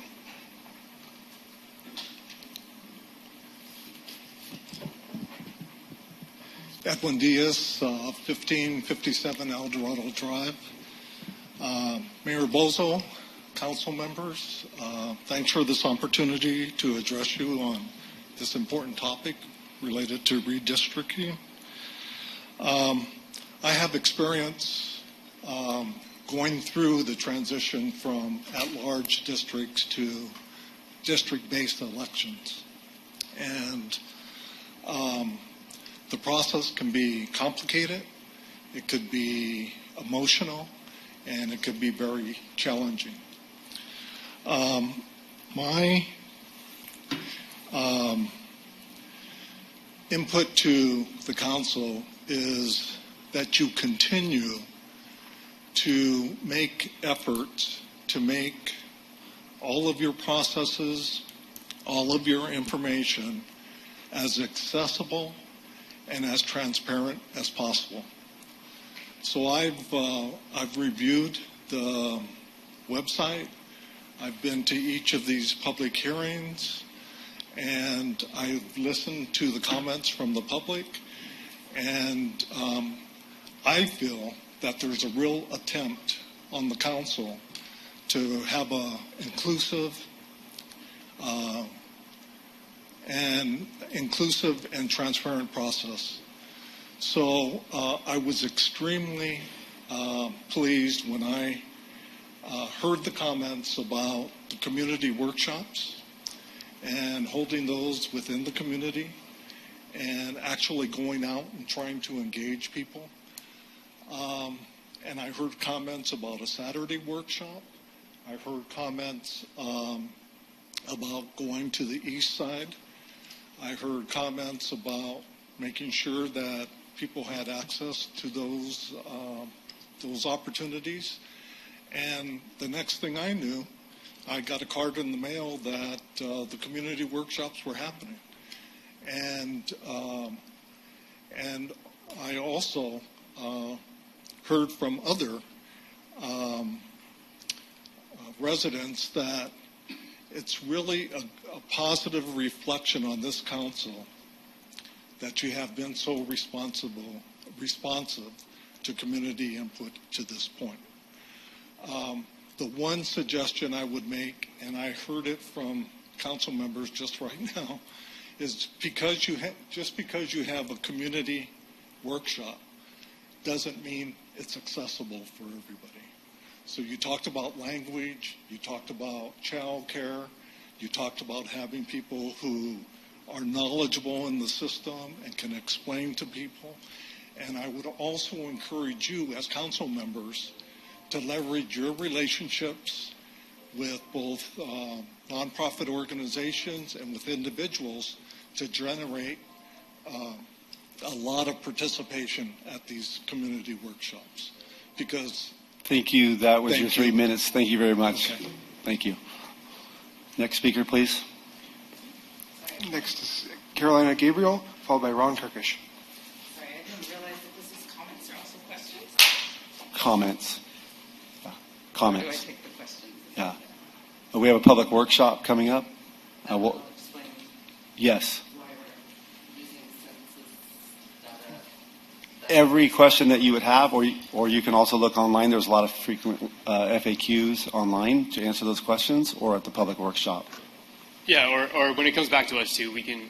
I think I know where she's going to, and we could ask them to explain it. Okay, our final speaker is Ron Kirkish. Hello again. Everybody I've talked to has said that they would prefer not the 7th district, but the 6th district with the at-large mayor. And the reason is because, and I'll use our city administrator as an example, but not a negative example. But if we have a mayor that is chosen by all of you, that mayor is not going to be beholden to the city as a whole, whereas an at-large mayor would be. So the politics on the days with a chosen mayor or selected mayor by yourselves would possibly be a problem. So what they prefer is that let that mayor be beholden at large to the city instead of to each individual on the days. Thank you. Thank you. Because we have no additional speakers. Okay, additional comments? Councilmember Hilton. Thank you. So I'm glad that Edwin brought this up because I think this is huge. This is exactly the point of hopefully there's other people in this room or others that catch on to see what we're doing. So that thanks for saying thank you because that's something we don't often hear. But this is very purposeful, and this also goes back to a little bit about what I was saying back in February too, is that we have to have meaningful engagement year round. And this is a great example. Imagine what I want you to imagine is you getting this in the mail and letting you know who your council member is, when's the next workshop, what's going on in the city, other major projects that the city wants to encourage civic engagement. So I like that. Two other things I was thinking about when we talk about the Spanish translation. So I really would like us to get some video. I'm a little shocked too. I'm mad at myself for making the assumption this already existed. But there's got to be something else out there that we can get up there today. But at least when people go to our website, all the FAQs and everything is translated. Like you can choose your language. And I do know too that if staff records those meetings using that OWL device and they upload on YouTube, you can also get the transcript in any language. So at least that'll sort of take care on that technology part. If nobody else has another question, I think what the member of the public was asking is why do we use census? So maybe I don't think you went over that this time around. Maybe that's an important one to talk about why we use the 2020 census, and then when we end up doing redistricting, how often we do that around the census. Please. I'm happy to answer that question. So we use census data because we're required to, state law. So if we were districting 4 years from now, we would still be required to use 2020 census data. It's just what we use to determine relatively equal population. Now, in 2030, with the census, everyone's population is going to be updated. So in 2031, 2032, you'll be going through a redistricting. So that's going to rebalance the districts to make sure it's under that 10% limit. So again, we use census data because we're required to. So to further on that, the census, the 2030, every city, every jurisdiction in the state of California will be redistricting based on those numbers, not just Gilroy. That's and is there a something in the law that states that this needs to happen in time for the 2032 election? Mm-hmm. Yes. Okay. Yeah, so there is a deadline that cities have to meet and that counties have to meet in special districts. They're staggered a little bit, but yes, it will be very clear when that deadline is. And this is also what State Assembly, State Senate, United States Congress, senators also do too. Well, now that you're speaking about population and census, could you go over one more time, please, for the for the public the term citizen of voting age population and how that relates to census? Yeah, so the citizen voting age population is what we use to determine voting power for each group, particularly looking at protected classes. So when we're determining things like a majority-minority district, we're looking for can we make a majority-minority district with a citizen voting age population of over 50%. So that helps us determine if we're following the Federal Voting Rights Act. So that is not used for population balance. That's what the census population is used for. Citizen voting age population, again, it's a group of people who are over the age of 18 and they have the ability to vote. So does that second piece factor into the required parameters, if you will, for districting? So there are two pieces. It's not just you went over because there were two different toggles there. And you really only demonstrated the one which had to do with the population and the percentage difference or the variance there. But there's actually the second component that also has to be met for each district in addition to the actual population. So if I can pull up Districtor one more time, I'll actually show you how you can look at the population based on density. So if we go to data layers and we go to population, we can look at the total citizen voting age population, hit that, and it tells us the density. So obviously darker means there are more people over the age of 18 who can vote, or we can break it down by different protected classes. So you can see the shift in the map, and folks can use that to help draw as well if they wanted to do things like investigate potential majority-minority districts. And that's registered and non-registered voters, potentially, right? Or is it just registered? Both. Both, You're right? correct. Yes. Yeah. So Anyone it's over 18. voting power. Voting age. Yeah. Okay. So they don't have to be registered. Just a citizen over the age of 18. So to be clear, back to my comment, if you had a great looking map in one of the districts where there's 10,000 people and you found out that there were 7,000 16-year-olds, you would have to redraw that. In terms of balanced population, not necessarily, but if we're required to draw a majority-minority district in that area, then we might have to. So there's some nuance here. I can see your legal counsel smiling because it is very nuanced and it's a balancing act. Okay, so this is getting far more complicated, obviously.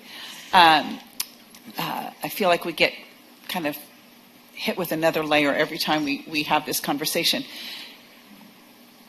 Do these maps, when you come to us, when you come to us, April 7th, whatever that meeting is, with maps, have you vetted the maps? Will you have vetted the maps by then? So whatever you bring to council as we go through this process, you have already made sure that the districts that you're presenting to us meet all of the nuanced qualifications and parameters. Okay, perfect. That's correct. And I'll also have a document that breaks down how well each map submitted from the public follows the Fair Maps Act. So you'll know immediately which ones can be potentially tossed out, or if you want to look at a map, but it violates a certain criteria, we can always adjust the map to bring it into compliance if you like that map. Okay, so based on that, there is one thing that we are being asked to consider this evening, and I'll second that. okay, so there's a motion by Councilmember Bracco and a second by Councilmember Ramirez that the City of Gilroy considers a 6-district map with the at-large mayor. Councilmember Bracco. Yes. Councilmember Klein. Yes. Councilmember Fugazi. Yes. Councilmember Hilton. Aye. Councilmember Marks. Yes. Councilmember Ramirez. Yes. Mayor Bozo. Abstain. All right, I think we're going to take a 10-minute break before moving on to the next topic, and be back at 8 o'clock, please.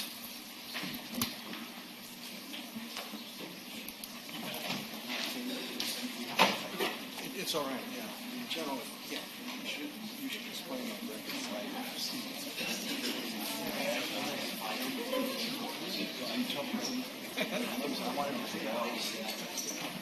Generally, we don't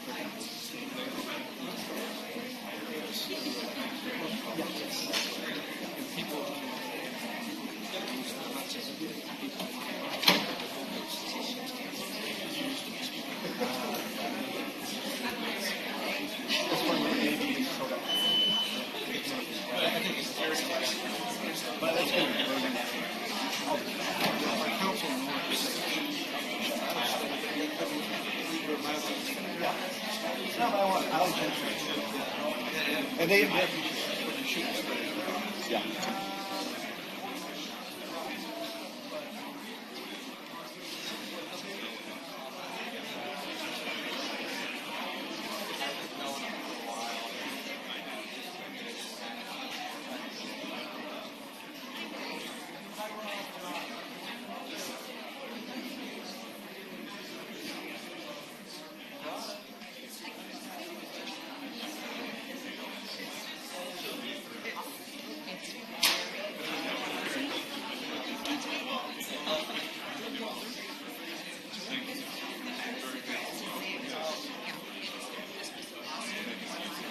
December, and we had no choice but to address it. And I will tell you that, yeah, and most of the council is concerned about it. But given the cost that this is public health our firefighters, we just so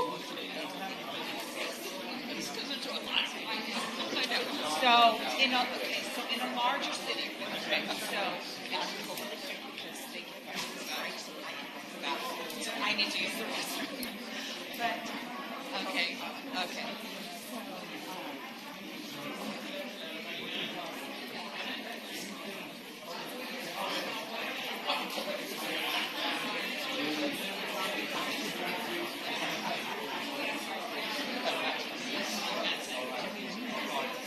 Thank you for your comments.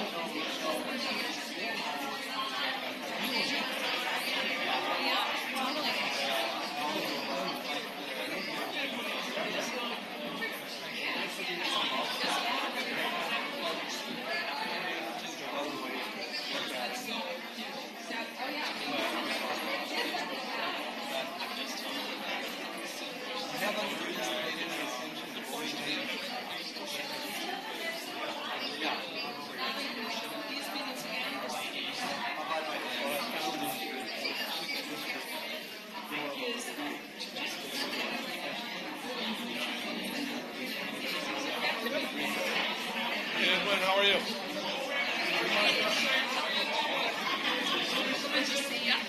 As always. I'm good.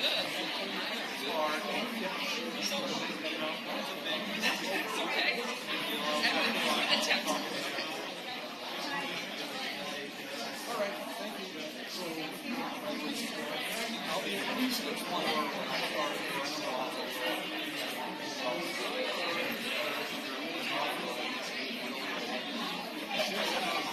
Well, I was out there as soon as that link showed.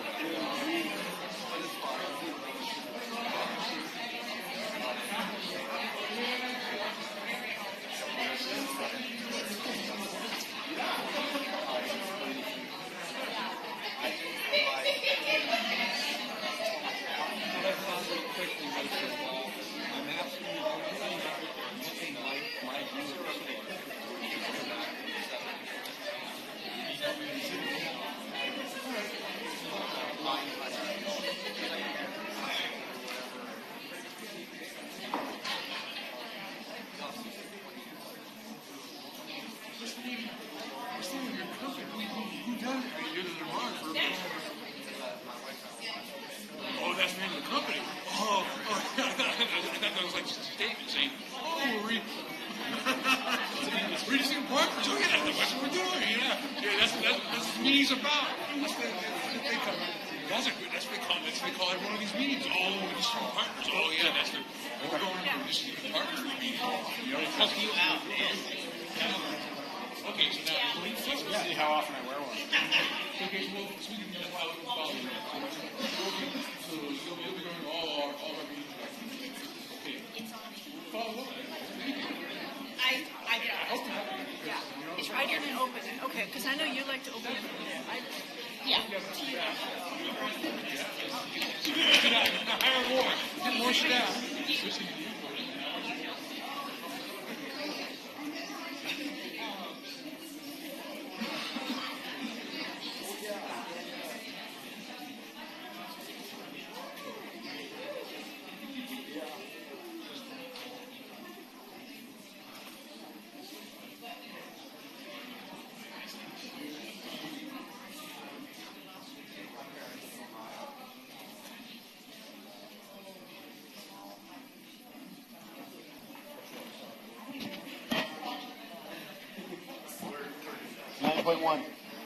Okay, we're gonna get started. Everybody's here.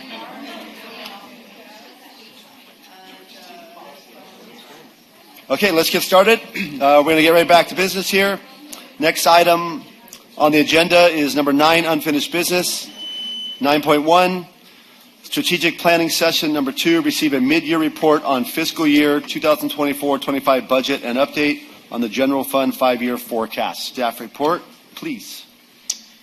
All right. Good evening, Mayor, members of the council and the committee. Herjot Sung, I'm the finance director with the city of Gilroy.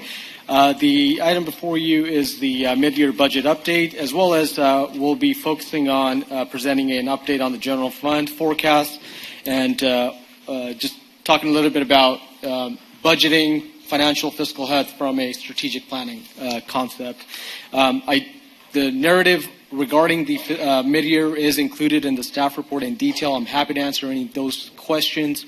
My presentation is going to be more geared towards general fund forecast, what we're seeing on the horizon with our assumptions as far as where the economy is headed. So with that, I'll go ahead and get started and go from there.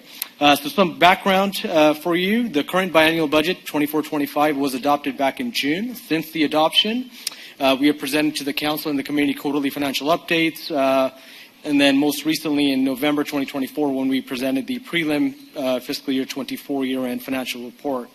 The City Council and the community kick-started their strategic planning in February of 2025. Typically, it includes the general fund forecast. At the Council's wish, we have broken this strategic planning sessions up. So tonight, before you, is a planning session number 2 to dive into the budget and the forecast. To set a little bit of a context, some background about Gilroy's fiscal, fiscal responsibility and prudence and so forth. I'd like to provide a little context going back to about 3 budget cycles when I came on board. the fiscal year 2021 biennial budget was adopted, and then with the onset of the pandemic, the City Council was faced with some economic downturn that came along with the onset of the pandemic, and the organization had to make some realignments for sustainability, notably structural deficits, kind of make some cuts that we had to do as part of that biennial budget process. Fast forward to the subsequent, biennial budget 22 and 23. We were coming out of the pandemic. There was a lot of economic recovery coming out of the pandemic. The municipalities, local governments also received funding directly to offset some of the revenue losses, notably the American Rescue Plan Act. So that budget cycle, we were able to restore some of the staffings and services that were previously either cut back or were eliminated. We were also able to utilize during that budget cycle an opportunity to replenish our reserves within the general fund, and also made some investments into the MOUs, which had given concessions in the 2021 budget cycle. Fast forward to the current budget, biennial budget, we knew we had built up our reserves. We had some dollars set aside in our savings, so we focused on making strategic uses of those accumulated fund balances, and then also made some strategic staff augmentations and services as it relates to revenues. So particularly, if you recall, for those of you that were part of the process, property tax related to Access ERAF revenue, we were a little bullish there, and we went ahead and budgeted for the full allocations because we've been receiving this, and utilized that to augment staff as part of the 2-year budget cycle. All that to say, the Gilroy Community, Gilroy Council has a history of being fiscally responsible and prudent, and it has served the community well over the years. Now I'd like to dive into the city's major fund types. So essentially there are about 5 different types of funds, if you will, that fund the city's services.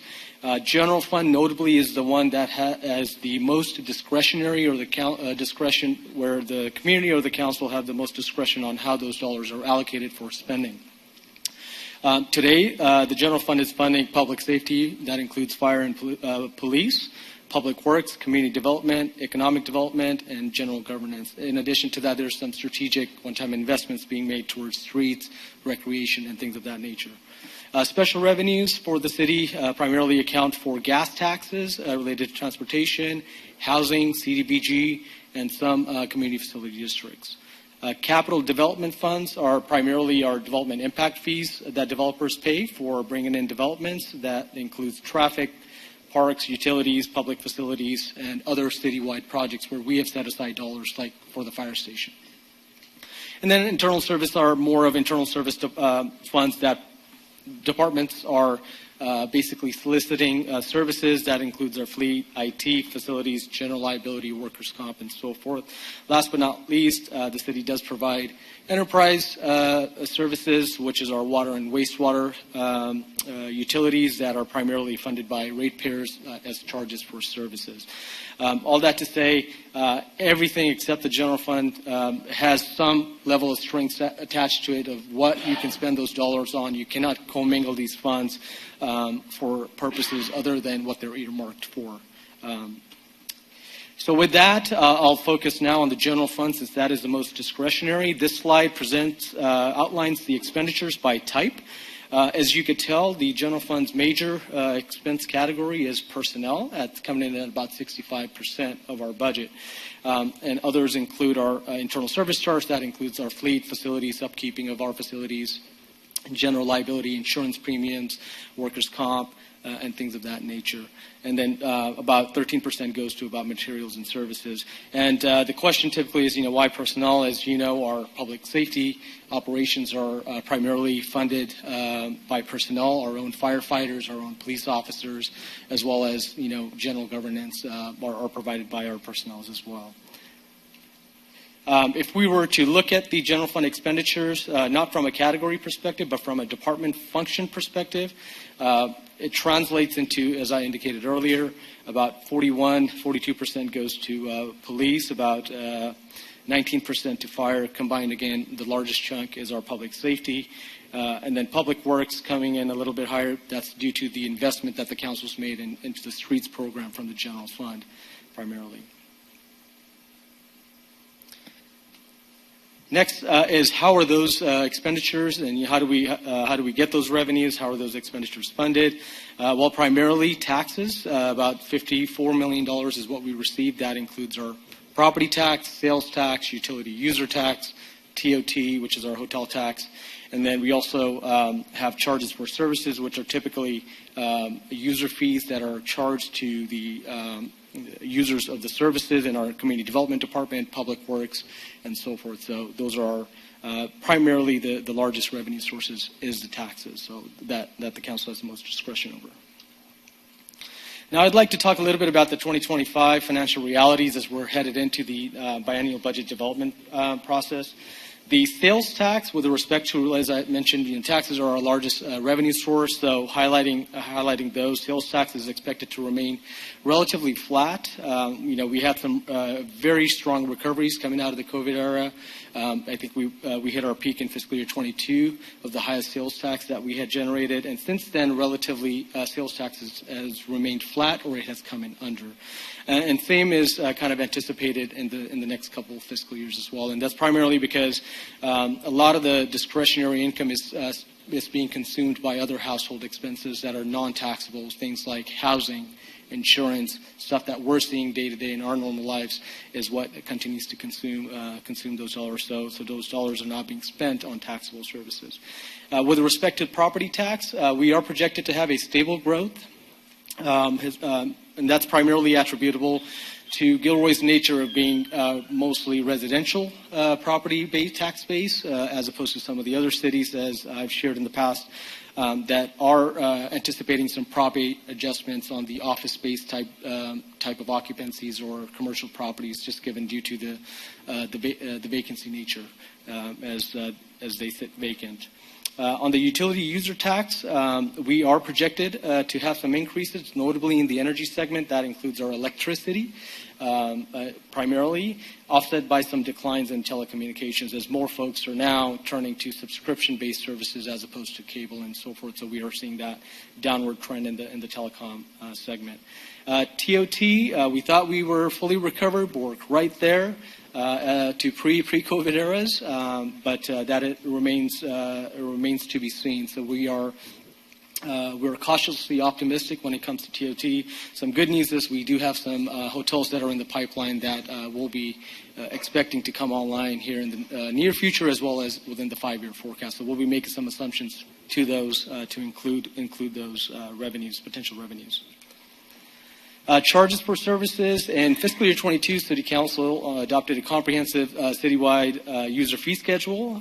What that did was, after about an 8-year period, we were able to adjust those, bring them to our current recovery levels, and then we also included a CPI adjustment. So those have served the city well in recuperating the costs. As our costs increase, we are also able to recoup some of those costs. We are seeing some upward trends in building permit, development revenue, so those are all good things, as well as we've been pretty successful in our investment earnings side of things as well. The portfolio, the elevated rate environment has served us well. We've been able to pick up additional yields on the idle cash that the city has. This chart is a chart that shows the general fund major tax revenues from fiscal year 19 to fiscal year 29, so throughout the forecast. Really, the main thing here that I wanted to kind of call out is, to our surprise as well, is that property tax for the first time in a while probably is going to come in higher than sales tax. For the city of Gilroy, sales tax has been the primary tax revenue source of the general fund, the largest tax revenue source. So as you can see there, the light blue bars represent the sales tax. We hit our high in fiscal year 22, coming in almost about $22 million, and then dropping back down to 21 and relatively staying flat for the next several years before assuming a nominal increase. Property tax, again, as I indicated, is projected to be stable. It is much more stable and less volatile compared to sales tax. So that is a representation of our major tax revenues historically, as well as projected and moving forward.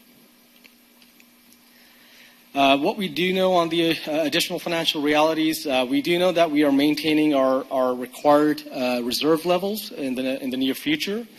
We also know that we have a slight structural deficit that's projected starting fiscal year 26, which we will address as part of this budget development cycle. Economic future, just based on the latest economic forecast, inflation continues to be a concern. As of January, it has come in at 3% year over year. Economists are forecasting, and we're seeing that that's probably going to stick around for another year or so. And primary cause of that is going to be tariffs and how that translates into the economy down to the consumers.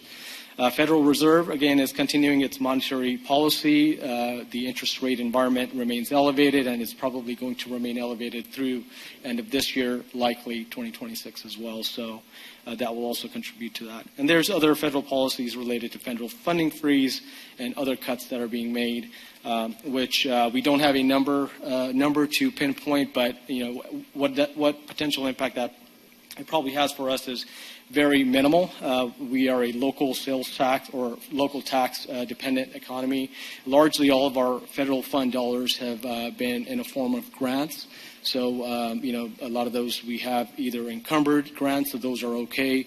Any new projects that we may be interested in soliciting grant dollars, we may have some, challenges there. So the funding may be limited moving forward. We also know that we have some investment in personnel to make as part of this in the budget cycle. We have 2 MOUs coming up for renewal here with some unrepresented folks, and then we have other ones within the year also coming up for renewal. As I indicated, the elevated interest rate environment does impact, obviously, the housing market, lesser opportunity as the housing prices remain elevated. And then for the city, it impacts us with our borrowing costs. We don't have a lot of projects that are funded by borrowed money, but we do anticipate the ICE Center to be one of our larger projects that we're going to hit the market to borrow some dollars to complete. So we're expecting that to be impacted as well. With all that said, this slide is the general fund forecast as it stands today. We ended, the fiscal year 24 with about $36 million at the end of the year. And fast forward in the current fiscal year, we're now projecting to end the fiscal year with $27.4 million. That translates to about 35% of the fund balance policy and access of reserves.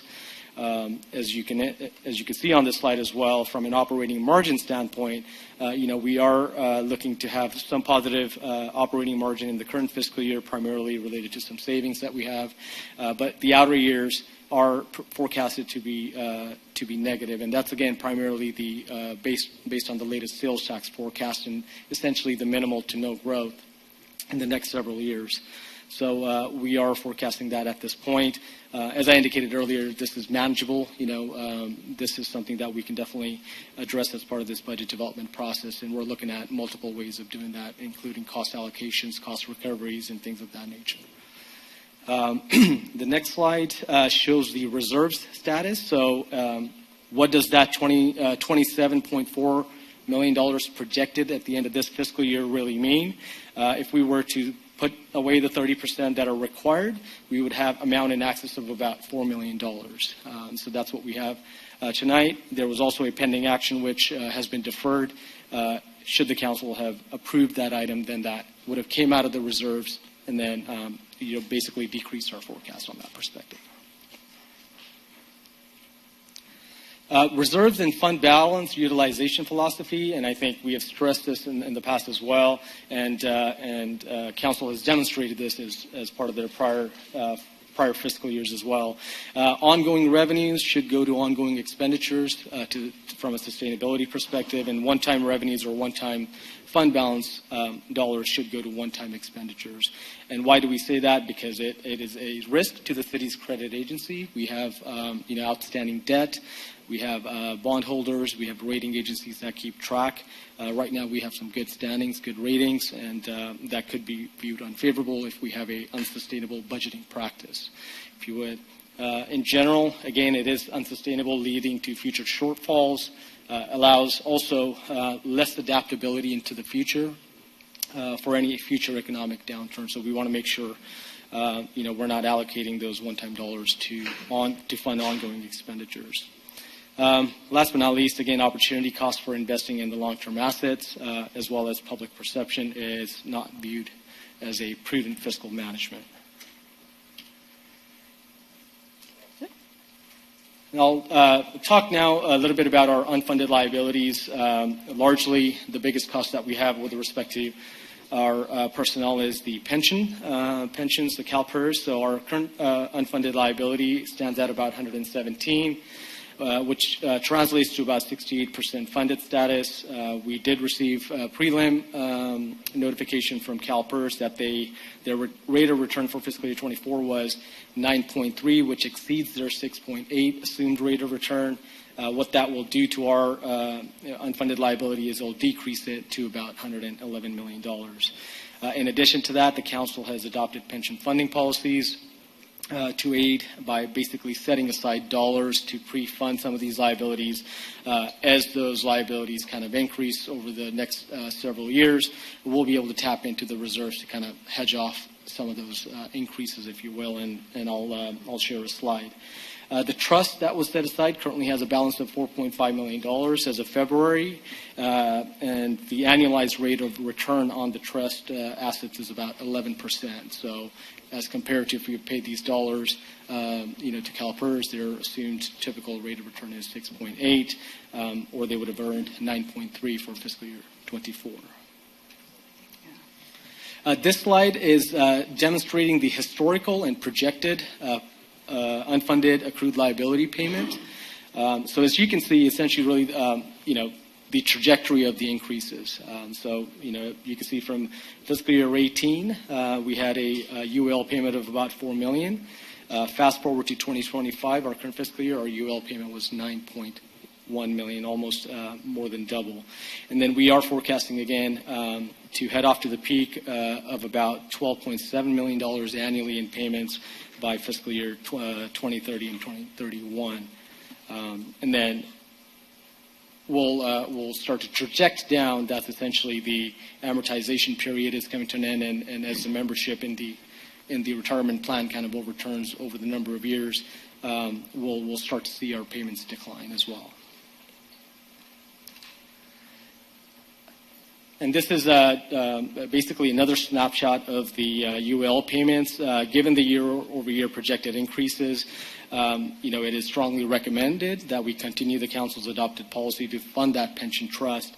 And on this chart here, you'll see the orange dashed line. If we were to go ahead and continue to fund the pension trust, we'll be able to start tapping into the trust beginning in 28, 29, to offset some of those peaks that we're expecting in the future, to level out, basically smooth out our payments for pension purposes. So I think this is another mechanism that will be in our toolbox as we head into the next budget cycle. Other unfunded liabilities, the city also has other post-employment benefits, primarily retiree medical contributions. That currently stands at about $15.7 million. Council also during last fiscal year established a separate, similar policy as the pension to set aside dollars in a Section 115 trust.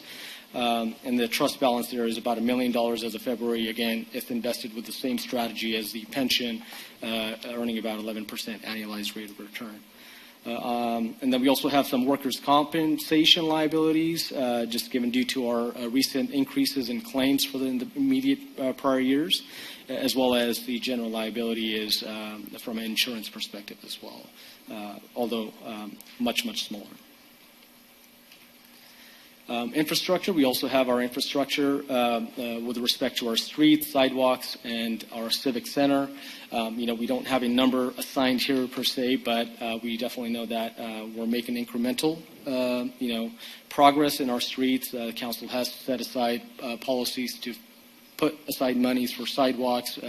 Recent years, making general fund dollar contributions, and with respect to the civic center, embarking on a civic center master plan to kind of see what that's, what the future of the civic center is in the interim.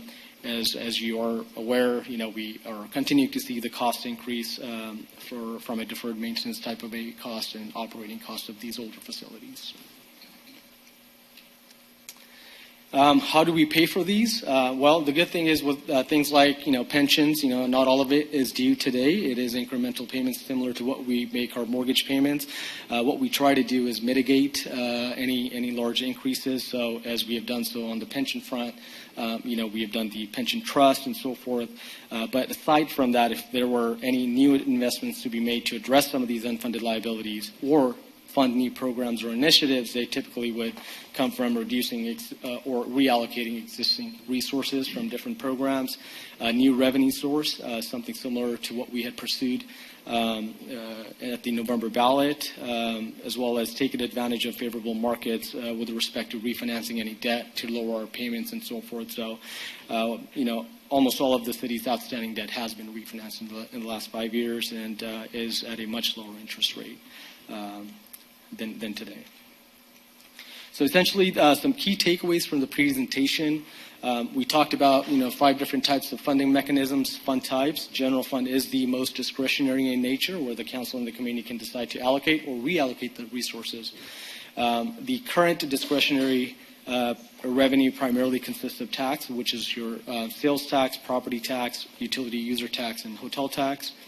And the primary expenditure from the expense side of things is on public safety.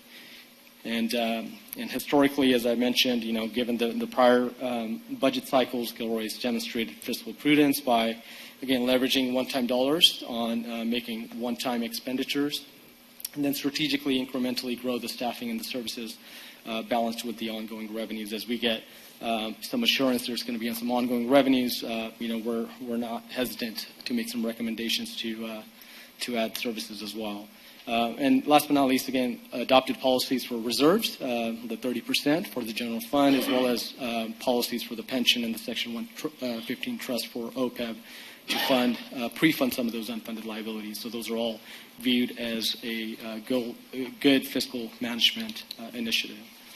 We are seeing, return to normalcy. We had last several years of a lot of economic support into the system.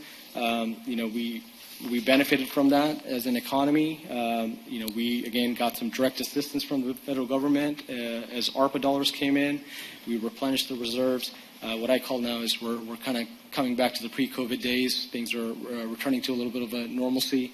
There are some uncertainties, of course, given the global markets. But with respect to tax revenues, primarily our concern is on the sales tax at this point because it's not projected to grow for a couple of years. If it was a current year, 1 year, that demonstrates that it is. There is some uncertainty in the short term, but the fact that they're going out a couple of years, I think it is conservative. So we're keeping a close eye on that and see how that translates that. So there are some headwinds there. Reserves, again, as I translated, about $4 million in excess of the required reserves currently. So there are available for some one-time strategic investments and initiatives. And the negative operating margin is something that we have our eye on, and then we plan to address as part of this biennial budget process. So that concludes my presentation, and I am happy to take any questions. Councilmember Fugati. A couple of things with your projections. Given the fact that we've slowed down some of the building growth, for instance, out on the west side compared to where it's been over the last couple of years, did it take into account that, along with the fact that the interest rate environment means that there's a lot less buying and selling a property, which again means that you're not getting the Prop 13 turnover that you normally would get. Does your projections moving out from here take some of that into consideration? We made those adjustments as part of the last budget cycle to account for some of that because we knew as rapidly the interest rates were rising that was going to happen. So we anticipated that, and yes, so all that is accounted for in the forecast. Okay, good. The next question I have is I noticed in the budget that year over year is about a 16% increase in water and sewer income. I think from the one slide that you had there, it went up to $7.60 over $5.50 or $6.56 or something like that. in the total in millions, I think, or whatever it happened to be. But there was an increase in revenues from the utilities. Is that correct? Not with respect to this presentation, maybe just talking in general. It was on a bar chart that you had, that I saw that went by. Right there. So when you looked at the utility user taxes, those are those all utilities? Yeah, that does not include, we don't assess utility user tax on cities, water, wastewater utilities, but that primarily includes PG&E, Got it. Telecom, charter, things of that So nature. can you comment on where we are in terms of the revenues from water and sewer, given we had a tax increase and given also the funds look pretty healthy too, by the way, from when I looked in the other report, right? I mean, in terms of reserves in those special accounts? Yeah, so we'll be doing a fund balance analysis as part of the recommended budget that we'll put forward. So we'll give you updated projections on the utilities as well. So what you can expect is similar to what we're seeing in our day-to-day operations. Like, we made some assumptions when we adopted the rates at that point with respect to, say, personnel costs, valley water, ground water extraction costs, what we're seeing with respect to materials and services, CPI, and so forth. What you can probably expect is our cost for projects, construction projects, is probably going to it's going to come in more than what we had anticipated at that time. So I can't speak relatively to what we can expect. Yes, we have rate increases built in. I believe it's about 6% for water, 4% for sewer. But as we revamp this budget, we'll really be able to tell you where the fund balances kind of stand as well. Yeah.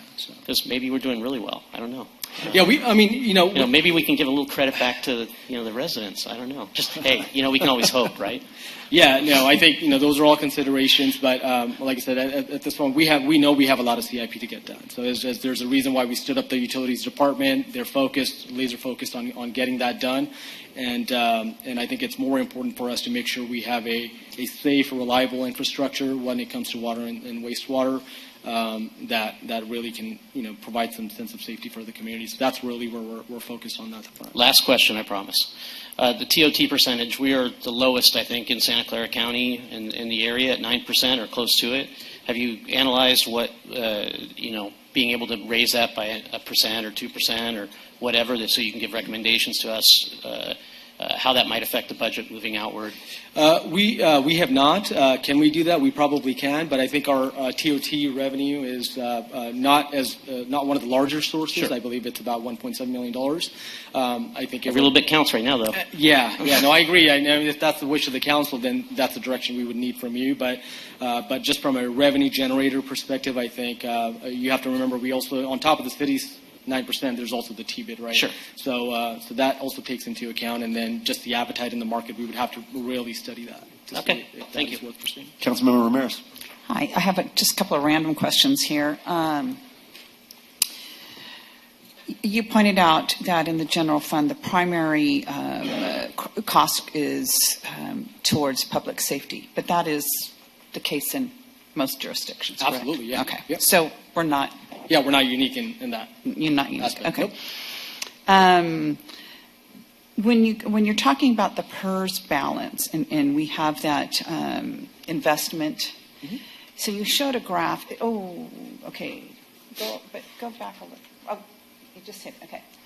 So we have a balance of about $4.5 million. You said in that account now. In yeah, that this reserve? is the projected payments outgoing to CalPERS, but our trust balance currently is $4.5 million. Okay, and then go back to the other one. Not that one, but that one. So if I'm looking at this, like, how much of this, how many years, you've circled the years. I'm looking at those are the years that we would have to use that fund, and then we would make the assumption that we would not necessarily need that fund balance once we hit, 2034, 2033? Exactly. I think once, I would say, starting in about 28, 29, again, this is under the assumption that the next several years, CalPERS is able to deliver, we're able to make the contributions to build up the reserves. We're saying by about 28, 29, we should be able to start tapping into that to offset some of the costs. So we're looking at a couple of million I think we calculated Over about a little for over a couple of $2 million. years. Yeah, a little over $2 million, maybe 2.5. So, what should we get that balance up to, hypothetically? 8 million? 6 million? I think the policy has us going up to 12 million is where we would reassess.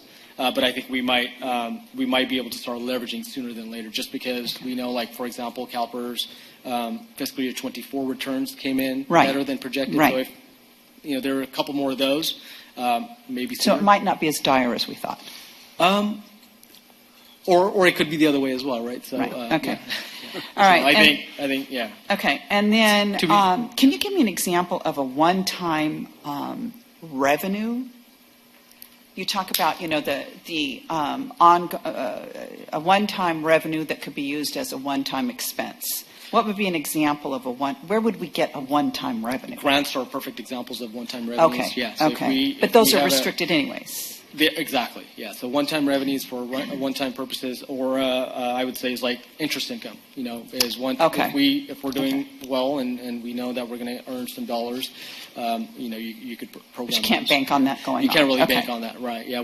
There's not a whole lot of one-time revenues Okay. necessarily, other than grants and things of that nature. Thank you. No further questions. We'll move on. Any public comment? No comment at this time. Okay. And I assume there's no further questions. There's no action on this item. So No thank action. you. Yeah. Thank Just you. receive a report. Yeah. Thank you very much. Thank you. Mayor, I would like to make one comment that this is the baseline for what we start our budgeting, and we did talk about that we have a deficit, and the staff report does say that's manageable. In a lot of our budgets, we do start with deficits, and then we start adjusting that to ensure that we present you with a balanced budget. So this will probably be the last time you see that deficit, but you will see going forward how we propose to balance that and how we propose to address the cost increases that we expect to incur over the next few years. So this is the baseline, but the conversations about the finances and how we balance the budget and how we use reserves are only beginning. This is just the start. Thank you. Thank you. Okay, moving on to item number 9.3, 2025 Christopher High School Aquatic Center Operator. Yes, Mayor and Council, just a real brief report. At the February 3rd meeting, Council directed staff, after considering the three-year proposal from Swimming Swan for our aquatics operator, to proceed with a one-year proposal based on the first year of the three-year RFP response. Staff did have the discussions with the contractor, and ultimately they would be willing to do a one-year agreement, but required a $125,000 increase in the one-year amount. When we talked to them about that, they had responded that there's a lot of costs they had baked into 3 years that would all have to be experienced up front. We had some discussions with them because that obviously is a large amount, and then they added the additional proposal of a 5% cost share if council remained with a 3-year approach. We did push back again on the $125,000, try to get a better understanding of where that amount came from. They had presented a couple of different things, a website that they needed to hire additional staffing, certification training they would have to do for multi-years up front. And we tried to get them to bring that number down. They said that's a hard number for them, they can't move back from that. So staff also concurrently approached the other proposer in the RFP process to see if they would also offer a one-year adjustment.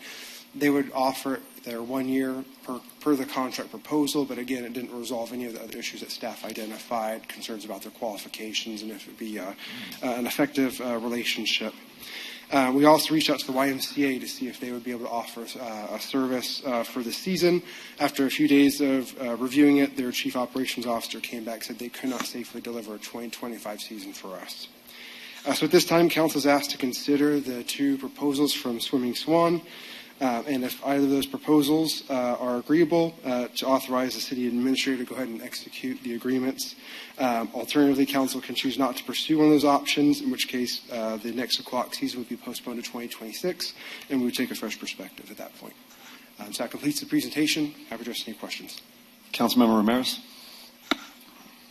Thank you for this report, for the work you've done on it. I have to say, though, I am so incredibly troubled by the situation that we are sitting in right now. I have so many notes here, and I don't even know where to begin.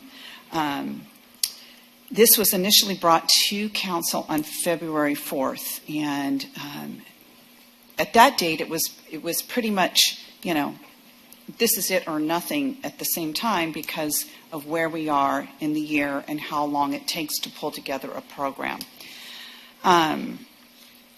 When we got the packet and I asked questions about, when the city offered this program, what was the revenue generated? And I was told they did not have the figures for that. I'm troubled by the fact that we don't have that information.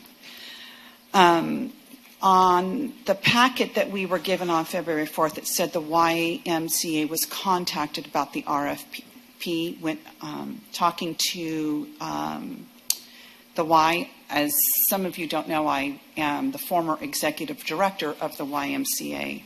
And so I was surprised, and they said they had not heard anything about the RFP.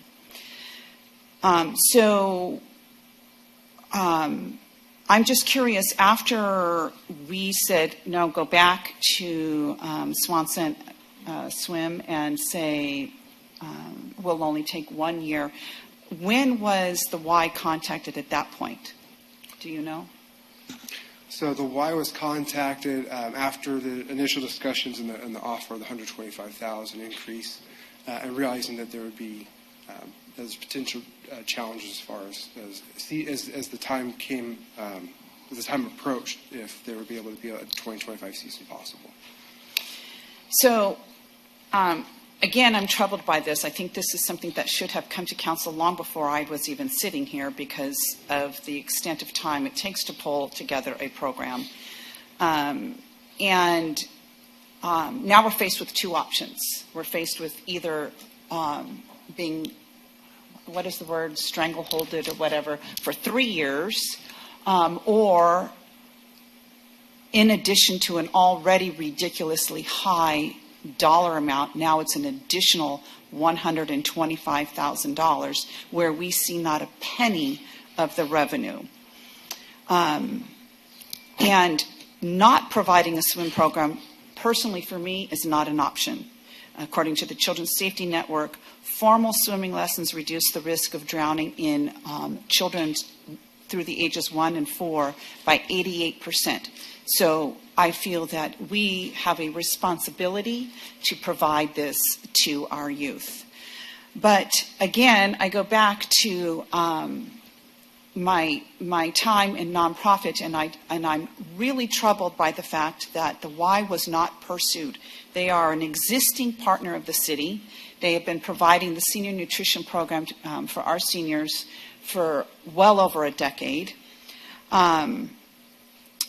They are a nonprofit. They are willing to come to the table and provide different options. After cost recovery, what could that split be?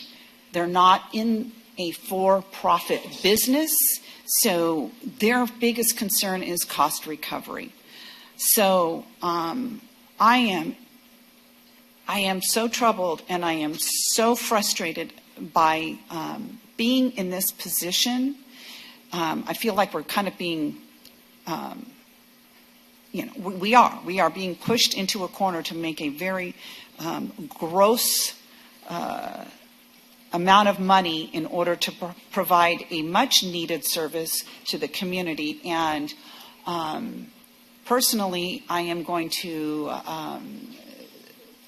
propose that we do this for 1 year, but that the expectation is starting tomorrow, we start working on the 26th program.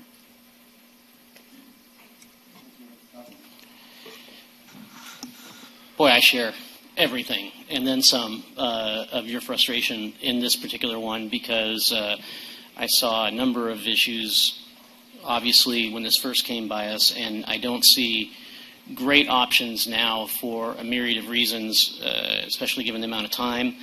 And I see inconsistencies in even the quotation back from them, specifically the $125,000 number in their report that they gave back to us says it comes from 25% of the 2024 revenues. Okay?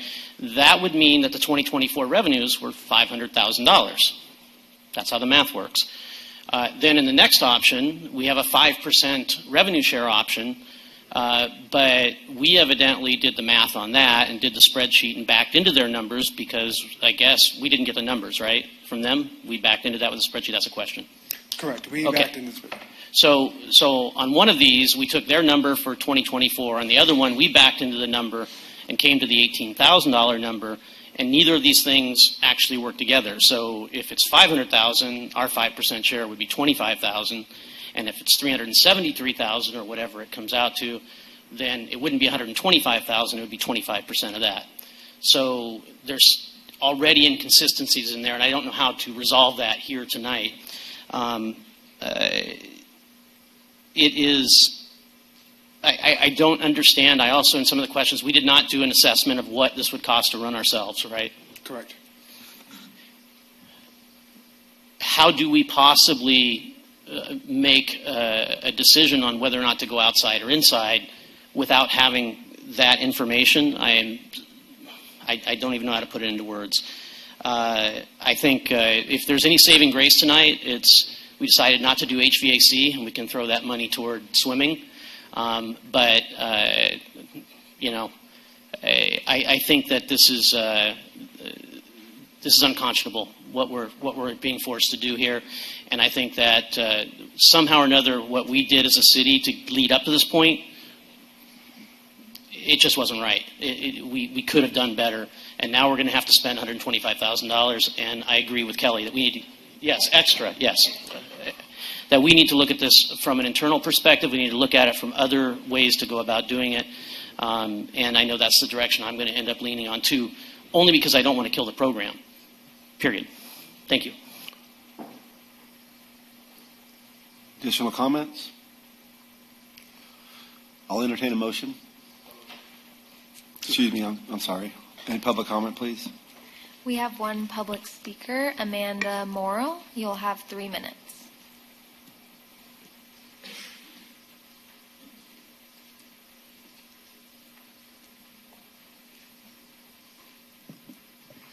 Hi, thank you for allowing me to speak.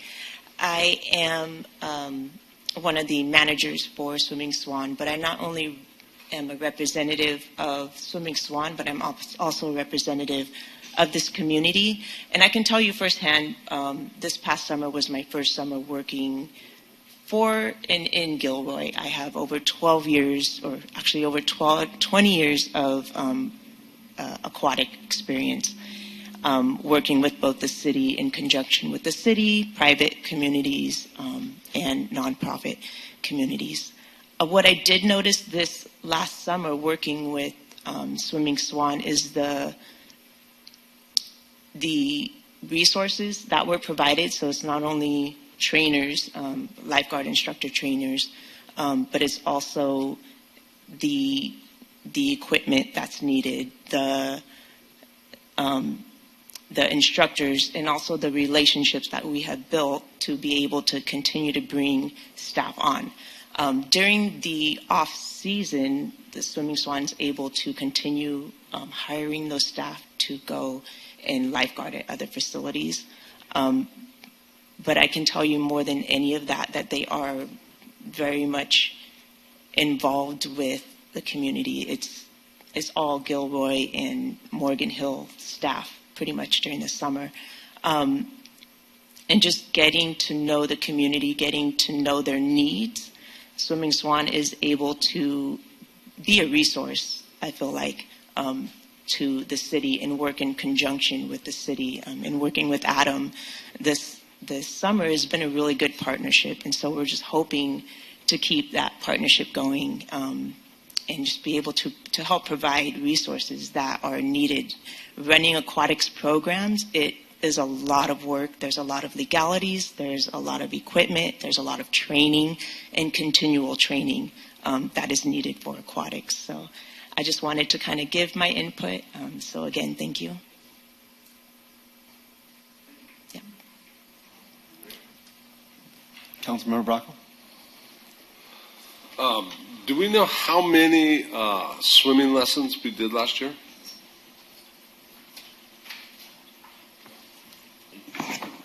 Yeah, yes, Mr. Bracco, it's in the staff report. I have it right here. I think it's like, Yes, so in 2024, swim lessons, group and private, 1,883.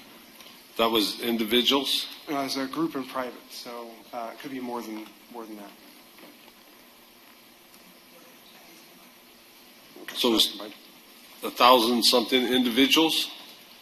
Yes, just short 2,000, 1,883.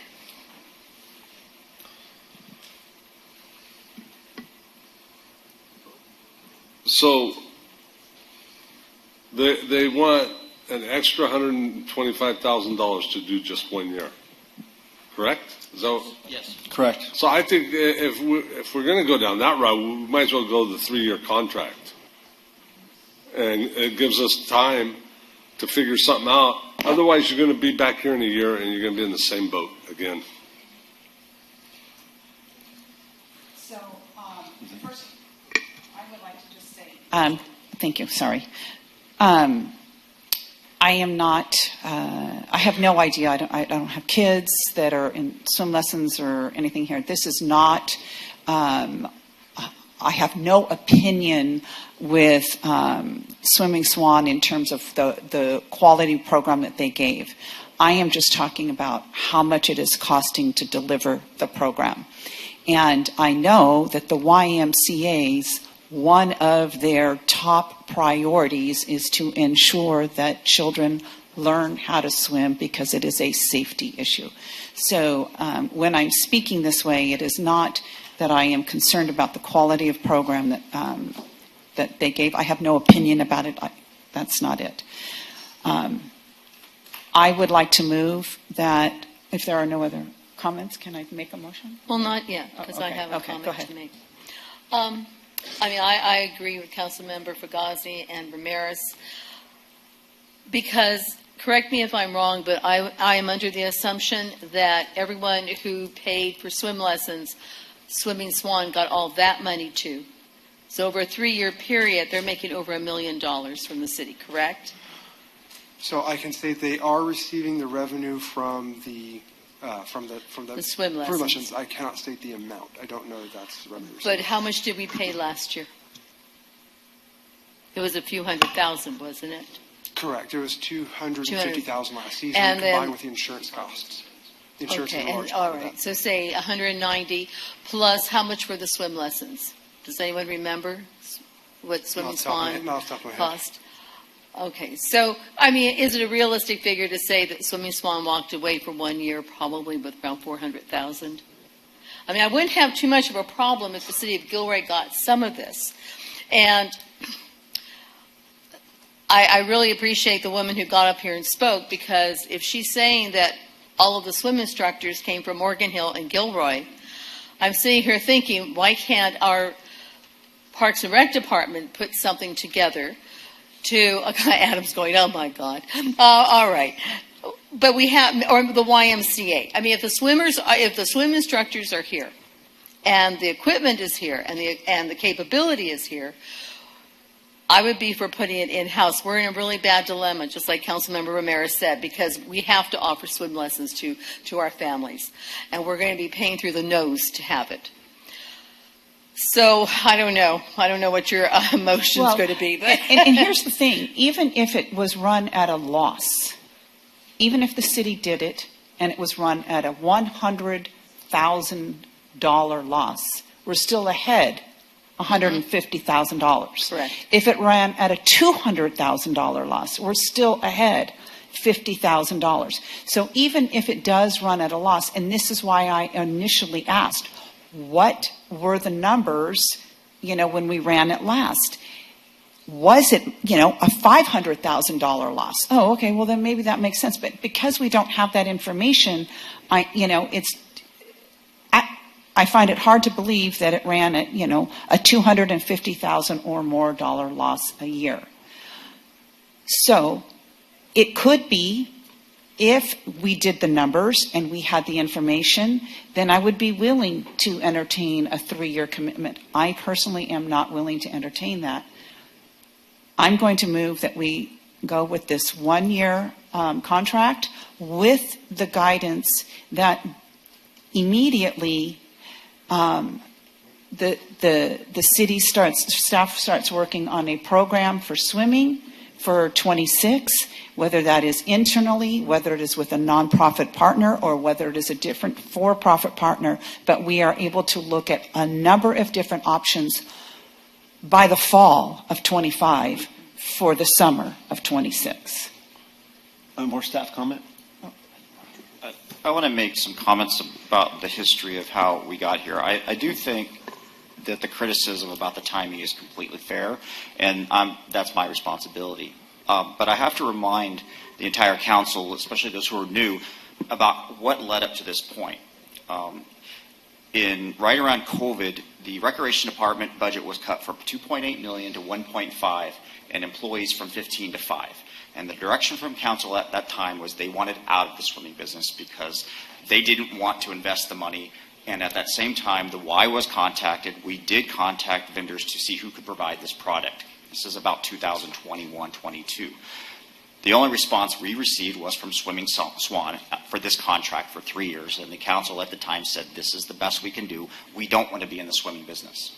So we're done with this contract in 2024, and we put it out to bid again, still relying on previous council direction, and we received one bid. And we do have records of the Y being contacted for the RFP. We also have 2 bidders for this contract, so then we pick the bidder that we think that can provide the service under the same direction that we'd had for 3 years previously.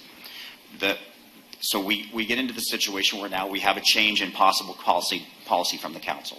So we're kind of caught in the middle about what we have been doing in the past, knowing that was successful. It met the goals, it met the requirements, and it met the financial situation we were under, and it also met the situation that we no longer had a recreation department to do this work.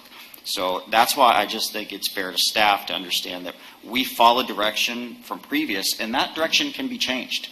As I said, I take full responsibility for the timing and the position you're in and the $125,000, but I also think it does have to be recognized that this staff worked under the direction that we have been taking for 3 or 4 years and the decisions that were made years ago before I think most of you were here.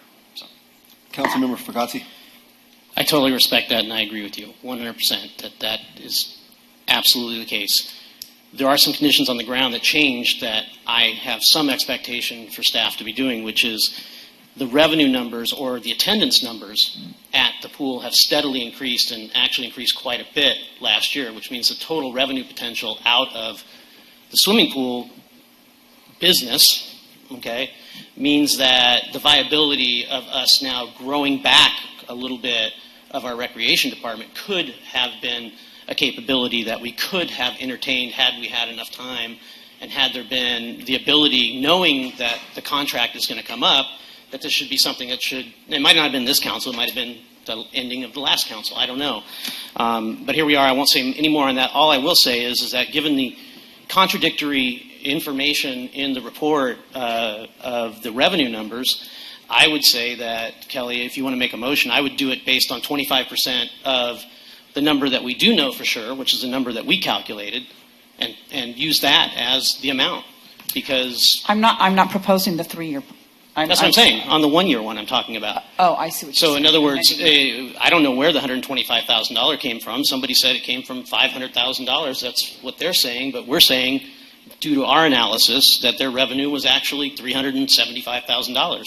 So 25% of that would be what it is, $93,000 or something So, like that. Terrence, I'm going to let you do the math and make an amendment. Hold on a second, but are we aware that if we take that route, we still may be back to item number 3 and we have no program if they deny it? Yeah, that's my concern. I think they're holding us hostage. Well, I look at the number, you're saying 93, it's 125, so you're talking about, is it worth that much? To not give it. I don't know, is $30-some thousand worth that much to you? I don't know. We may have to take one on the chin. Side, you look at cost I get what you're saying. I get what you're saying. So but I am in agreement, Kelly, with your approach. So I get I'll leave what it you're at that. saying too, but I also look at the big picture. That's what we have to look at, is the big picture. So It's a hard pill to swallow, but my motion stands. I'll second your motion. Did you second it? I'll second it if you didn't. Okay, so let me be clear that we have a motion and a second for item 9.31A, Swimming Swan, one-year proposal at a higher cost for the 2025 season. But I also included that the direction for staff is that they start working immediately on the 26 program and options for that, so that by fall, at the latest, we get that. Okay, that's what I was going to ask you, is what kind of a deadline, if you were going to put a deadline? Yeah, I'm going to say by early fall, we have options. Okay, the motion stands. I have a first and a second. I have a motion by Councilmember Ramirez and a second by Councilmember Fugazi. Roll call, please. Councilmember Bracco. No. Councilmember Klein. Yes. Councilmember Fugazi. Yes. Councilmember Hilton. Aye. Councilmember Marks. Yes. Councilmember Ramirez. Yes. Mayor Boto. Yes. Motion passes 6-1. Okay, moving on to item number 10. 10.1, introduction of new business, 2024 general plan and housing element annual progress report.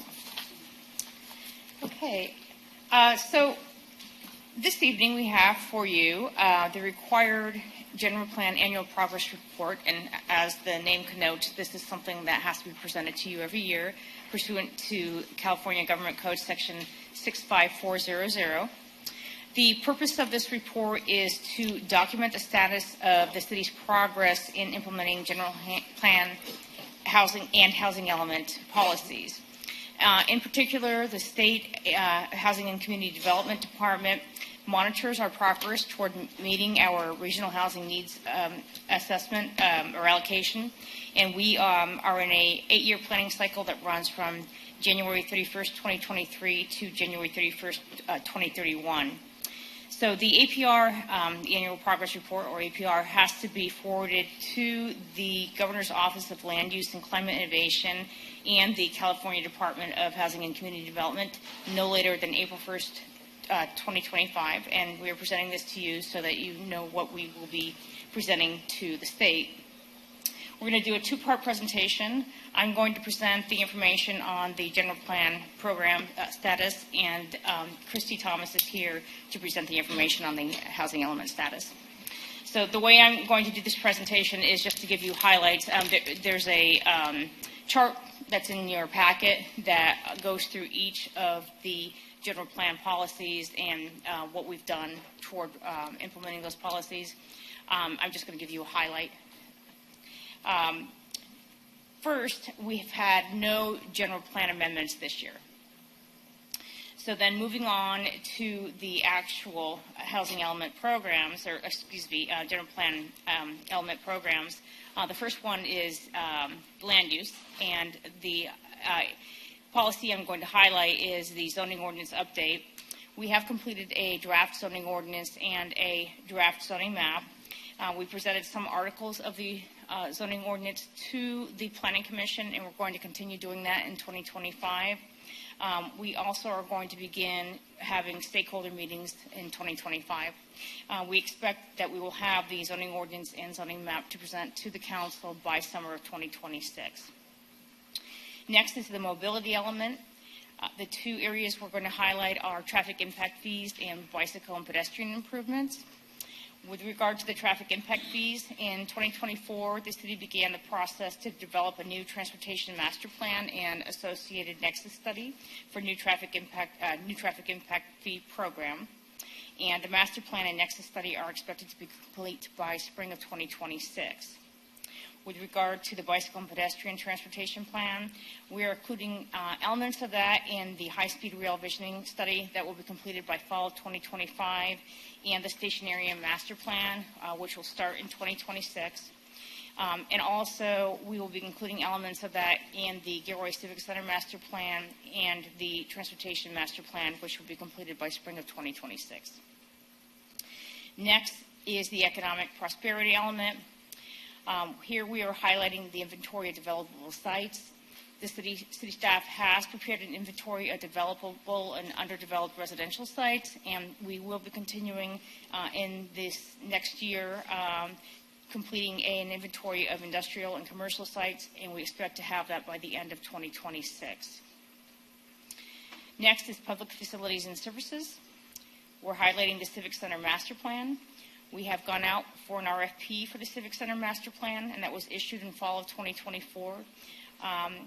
We have selected a consultant, and staff has been meeting with that consultant.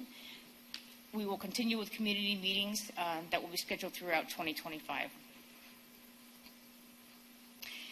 Next, Parks and Recreation. We're highlighting the activity guide. The activity guide is published 3 times a year, and one was just recently published. Next is the natural and cultural resources element. We're highlighting transportation demand management. In late 2024, city staff met with the Valley Transportation Authority to discuss a regional mitigation program called the Equitable VMT Mitigation Program. That's VMT for vehicle miles traveled. This is focused on reducing the vehicle miles traveled. We have an ongoing program refinement that's underway by VTA, and discussions will continue through 2025. And in addition, the city is beginning the process of securing a consultant to prepare the city's greenhouse gas emissions and vehicle mile traveled reduction program, and that will include close coordination with VTA and with other local and regional stakeholders. That will be complete by fall 2026 or winter 2027. Next, potential hazards. This is our highlight here is our outreach efforts that include a roundtable discussion. In 2024, the city participated in events such as National Night Out with public education information on a variety of topics, including hazardous waste. In addition, outreach through the Gilroy Email Express was used to circulate information on current environmental concerns and issues such as not dumping into storm drains, household hazardous waste, and expired medications. The city also maintains information such as brochures and handouts at City Hall on household hazardous waste and other items related to water resource protection that are made available to the public. And then finally, the city hosted a roundtable discussion with large hot water users to identify potential city barriers to installation of solar thermal systems, and that includes seismic issues and other hazards. And then last is environmental justice. Here we're highlighting our community engagement efforts. We have several community engagement efforts. One is that the mayor holds monthly Coffee with the Mayor events. Gilroy PD holds quarterly Coffee with a Cop events. We have regular community outreach events that are held for projects that have wide interest or impact. That includes multiple community meetings that were held for the Gourmet Alley project and the VTA high-speed rail projects. The city regularly uses surveys to solicit feedback on a variety of projects and initiatives, and that includes customer service surveys that are given to customers after they provide services at City Hall, and a Gilroy Community Service Survey that was sent to the entire community in 2024. Also, multiple departments have participated in staffing tables at events throughout the year. This includes the Water Department having a table at the Downtown Music Live Series, the Communication and Engagement Division having a table at Senior Cathedral Park, and they do that 3 to 4 times a year. Multiple departments have tables at National Night Out, and the Housing and Community Services table has a table at the La Ofrenda event. Now I'm going to turn it over to Christy Thomas, and she's going to provide an update on the housing element progress.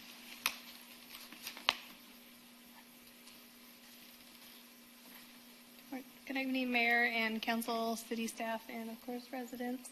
I'm Christy Thomas, Housing and Community Services Manager, and I'm here this evening to give you the progress of our housing element and our regional housing needs allocation goals. As Melissa said, the city is required to prepare a housing element portion of the general plan every 8 years. The housing element is a way to adequately plan to meet the housing needs of everyone in the community at all income levels. We were currently working on the 2023 to 2031 cycle, and the City of Gilroy housing element consists of 7 goals with 65 programs to achieve them. I'm going to highlight one item, as Melissa did, that we completed in 2024 for each program. Our completed annual progress report does provide a status of update on all programs in the housing element. For the housing production goal, the highlight is the accessory dwelling unit pre-design plans. So staff worked with the Santa Clara Community Planning Collaborative to offer pre-approved accessory dwelling unit plans to facilitate a faster and more cost-effective permit process. A new city website directs residents to construction plans of various sizes and architectural finishes. Once site-specific plans and required documents are accurate and complete, permits may be issued within 15 working days. So for the removal of governmental constraints goal, the highlight is the entitlement roadmap webpage. The city staff has created an entitlement roadmap webpage and handout that provides a 5-step process to permit issuance. The page instructs residents on determining their zoning district designation and reviewing their district's developmental standards. For the housing preservation and improvement goal, the highlight is the monitoring of affordable units. House Keys, the city's BMR administrator, has implemented the annual monitoring of the current below market rate ownership units and the 100% affordable apartments, any apartments with city loans or regulatory agreements. For the housing assistance goal, the highlight is pursue funding for affordable housing. City staff worked with the county to pursue the below market preservation program funding, worked with the state to allocate permanent local housing allowance funding, also known as PLHA, and the federal government to allocate community development block grant federal funding, also known as CDBG. And staff will continue to explore additional funding options. For the special housing needs goal, the highlight is permanent supportive housing by right. In June of 2024, city staff presented and council adopted a zoning ordinance number 2024-01. This ordinance allows for by right permanent supportive and transitional housing.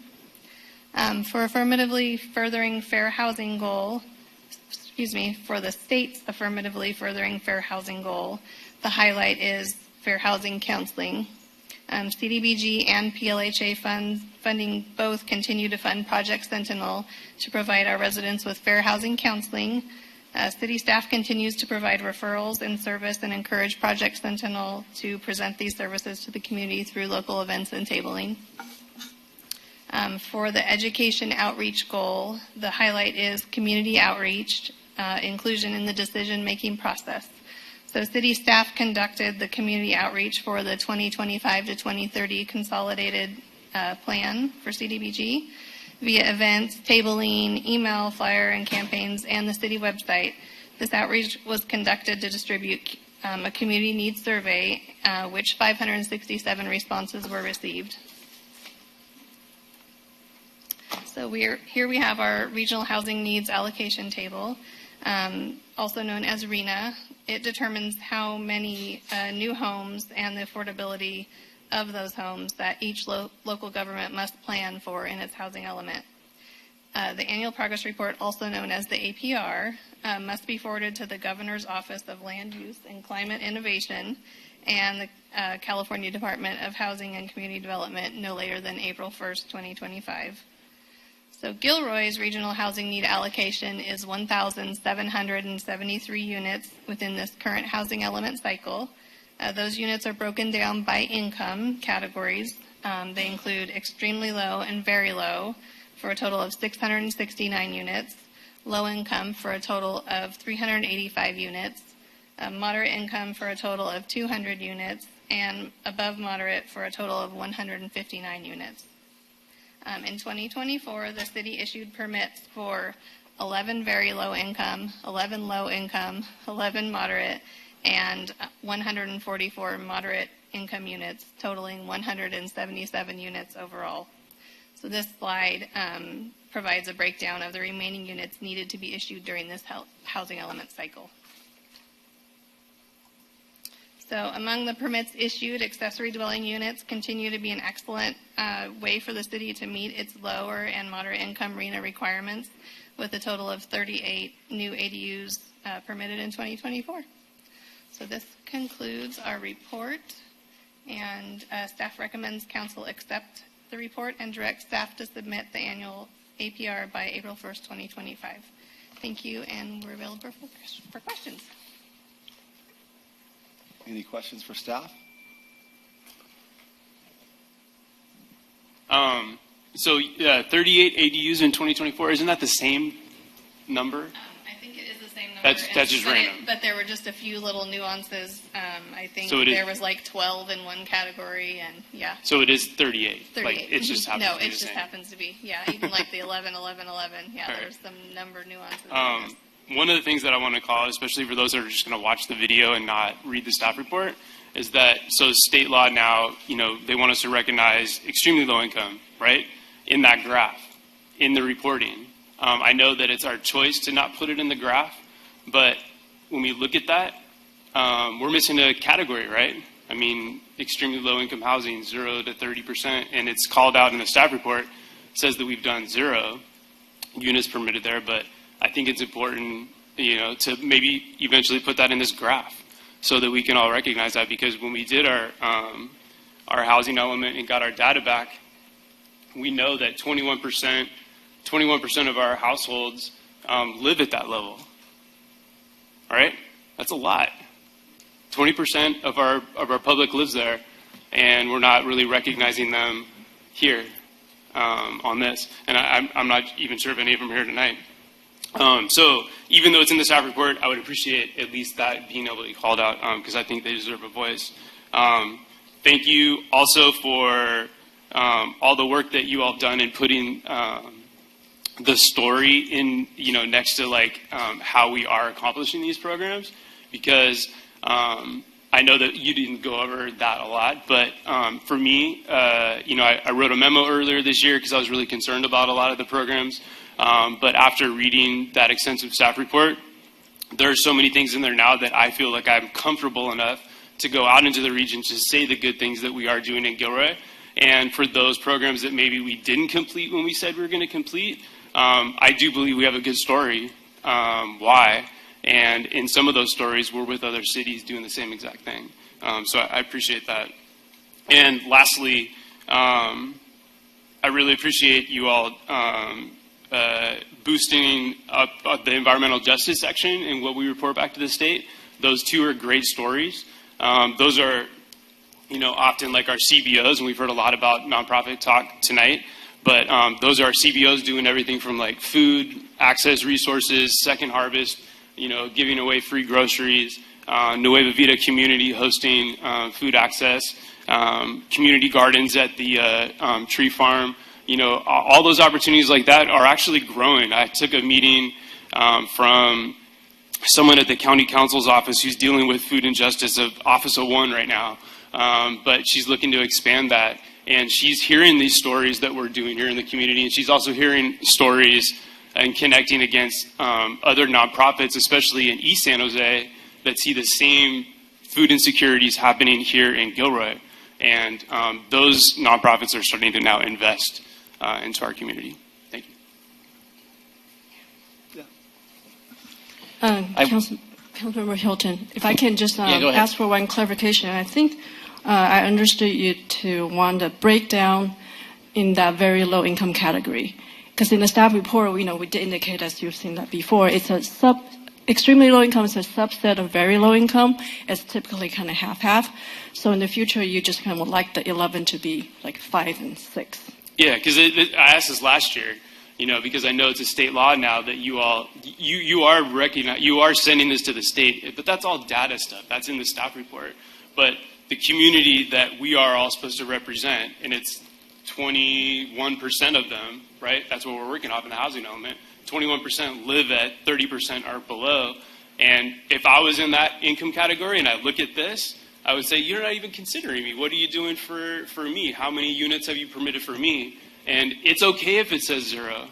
Like, I want to know that. And I think the community deserves to know that. And like I said, it's hidden into the staff report. It's not here on that screen right now for someone to see it, whether they're listening to it on audio or watching this later.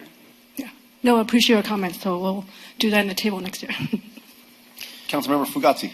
Yeah, I just want to first commend this department and the amount of extremely hard work that you guys have to do to pull all this stuff together. It is an enormous amount of things that you have to do to make this available, to put it into a report, to consistently keep it updated, to perform all the things that are on there. And it's astounding of what you're being asked to do, obviously to help the city, but also from the state level. And one thing to note here is that we can only do so much when you look at this, because the environment that we're in, high interest rate environment or high regulation environment, we can only set up the scenario for these things to happen so far, and the rest of it happens organically.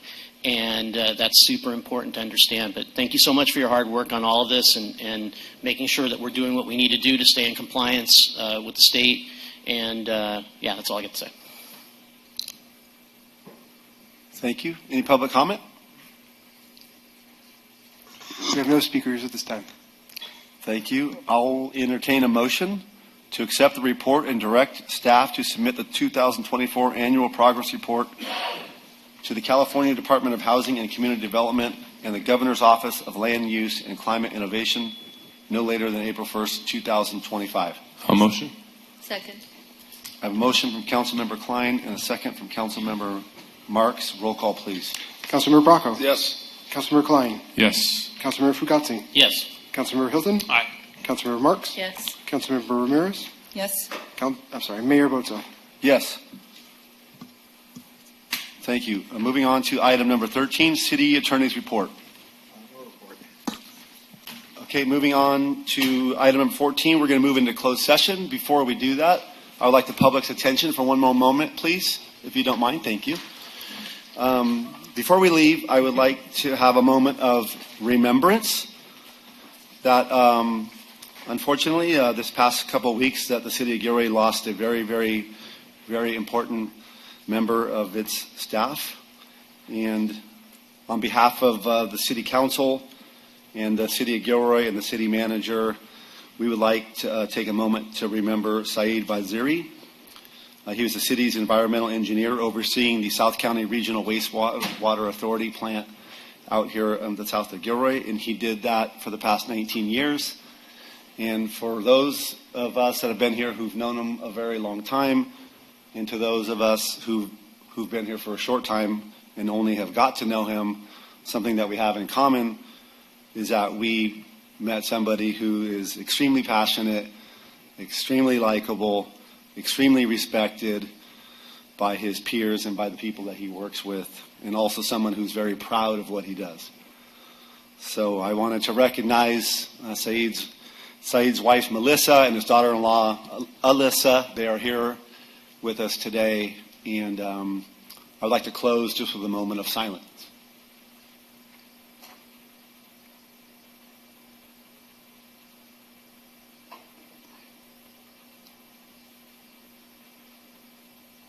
Thank you very much. On the April 7th, coming up on April 7th, we plan on doing a more formal moment of remembrance through a proclamation. So thank you very much for coming this evening, and we're very, very sorry about your loss. Thank you.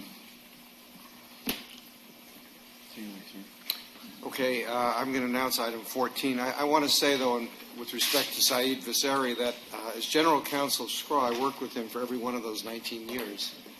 And he was a fine person. He was a fine person to work with. He loved SCRAW. He turned SCRAW into an award-winning plant. Back before there was a SCRAW, we were sued by Monterey and Santa Cruz and Hollister and everybody under the sun for sewage problems. We formed SCRAW. Saeed eventually took it over and turned it into a plant that every year won awards from the state for the best plant in its category. I'm not sure that Monterey and people like that ever acknowledged that, but it was in fact the case. And a lot of it was due to Saeed, so I just want to personally extend my condolences to his family as well. All right, closed session. In honor of Saeed, we're adjourning to a closed session conference with labor negotiators, collective bargaining, pursuant to Government Code 54957.6, Gilroy City Code 17A11.4. Collective bargaining units are the Gilroy Police Officers Association, representing police officers, the Management Association, representing mid-management employees, and unrepresented exempt employees, confidential department heads, and council appointed. City negotiators are Jimmy Forbes and Leanne McPhillips. Anticipated issues are wages, hours, benefits, working conditions. Memorandums of Understanding, City of Gilroy and Gilroy Police Officers Association, and the City of Gilroy and Gilroy Management Association. So we should now take public comment if there is any. There are no public comments. There is none. Okay, then the council should adjourn to closed session. While in closed session, the council should immediately take a vote to remain in closed session. And when the council adjourns back to open session, an announcement should be made of that vote and of any reportable action that would be taken. And that concludes the item. Thank you. We'll move into closed session.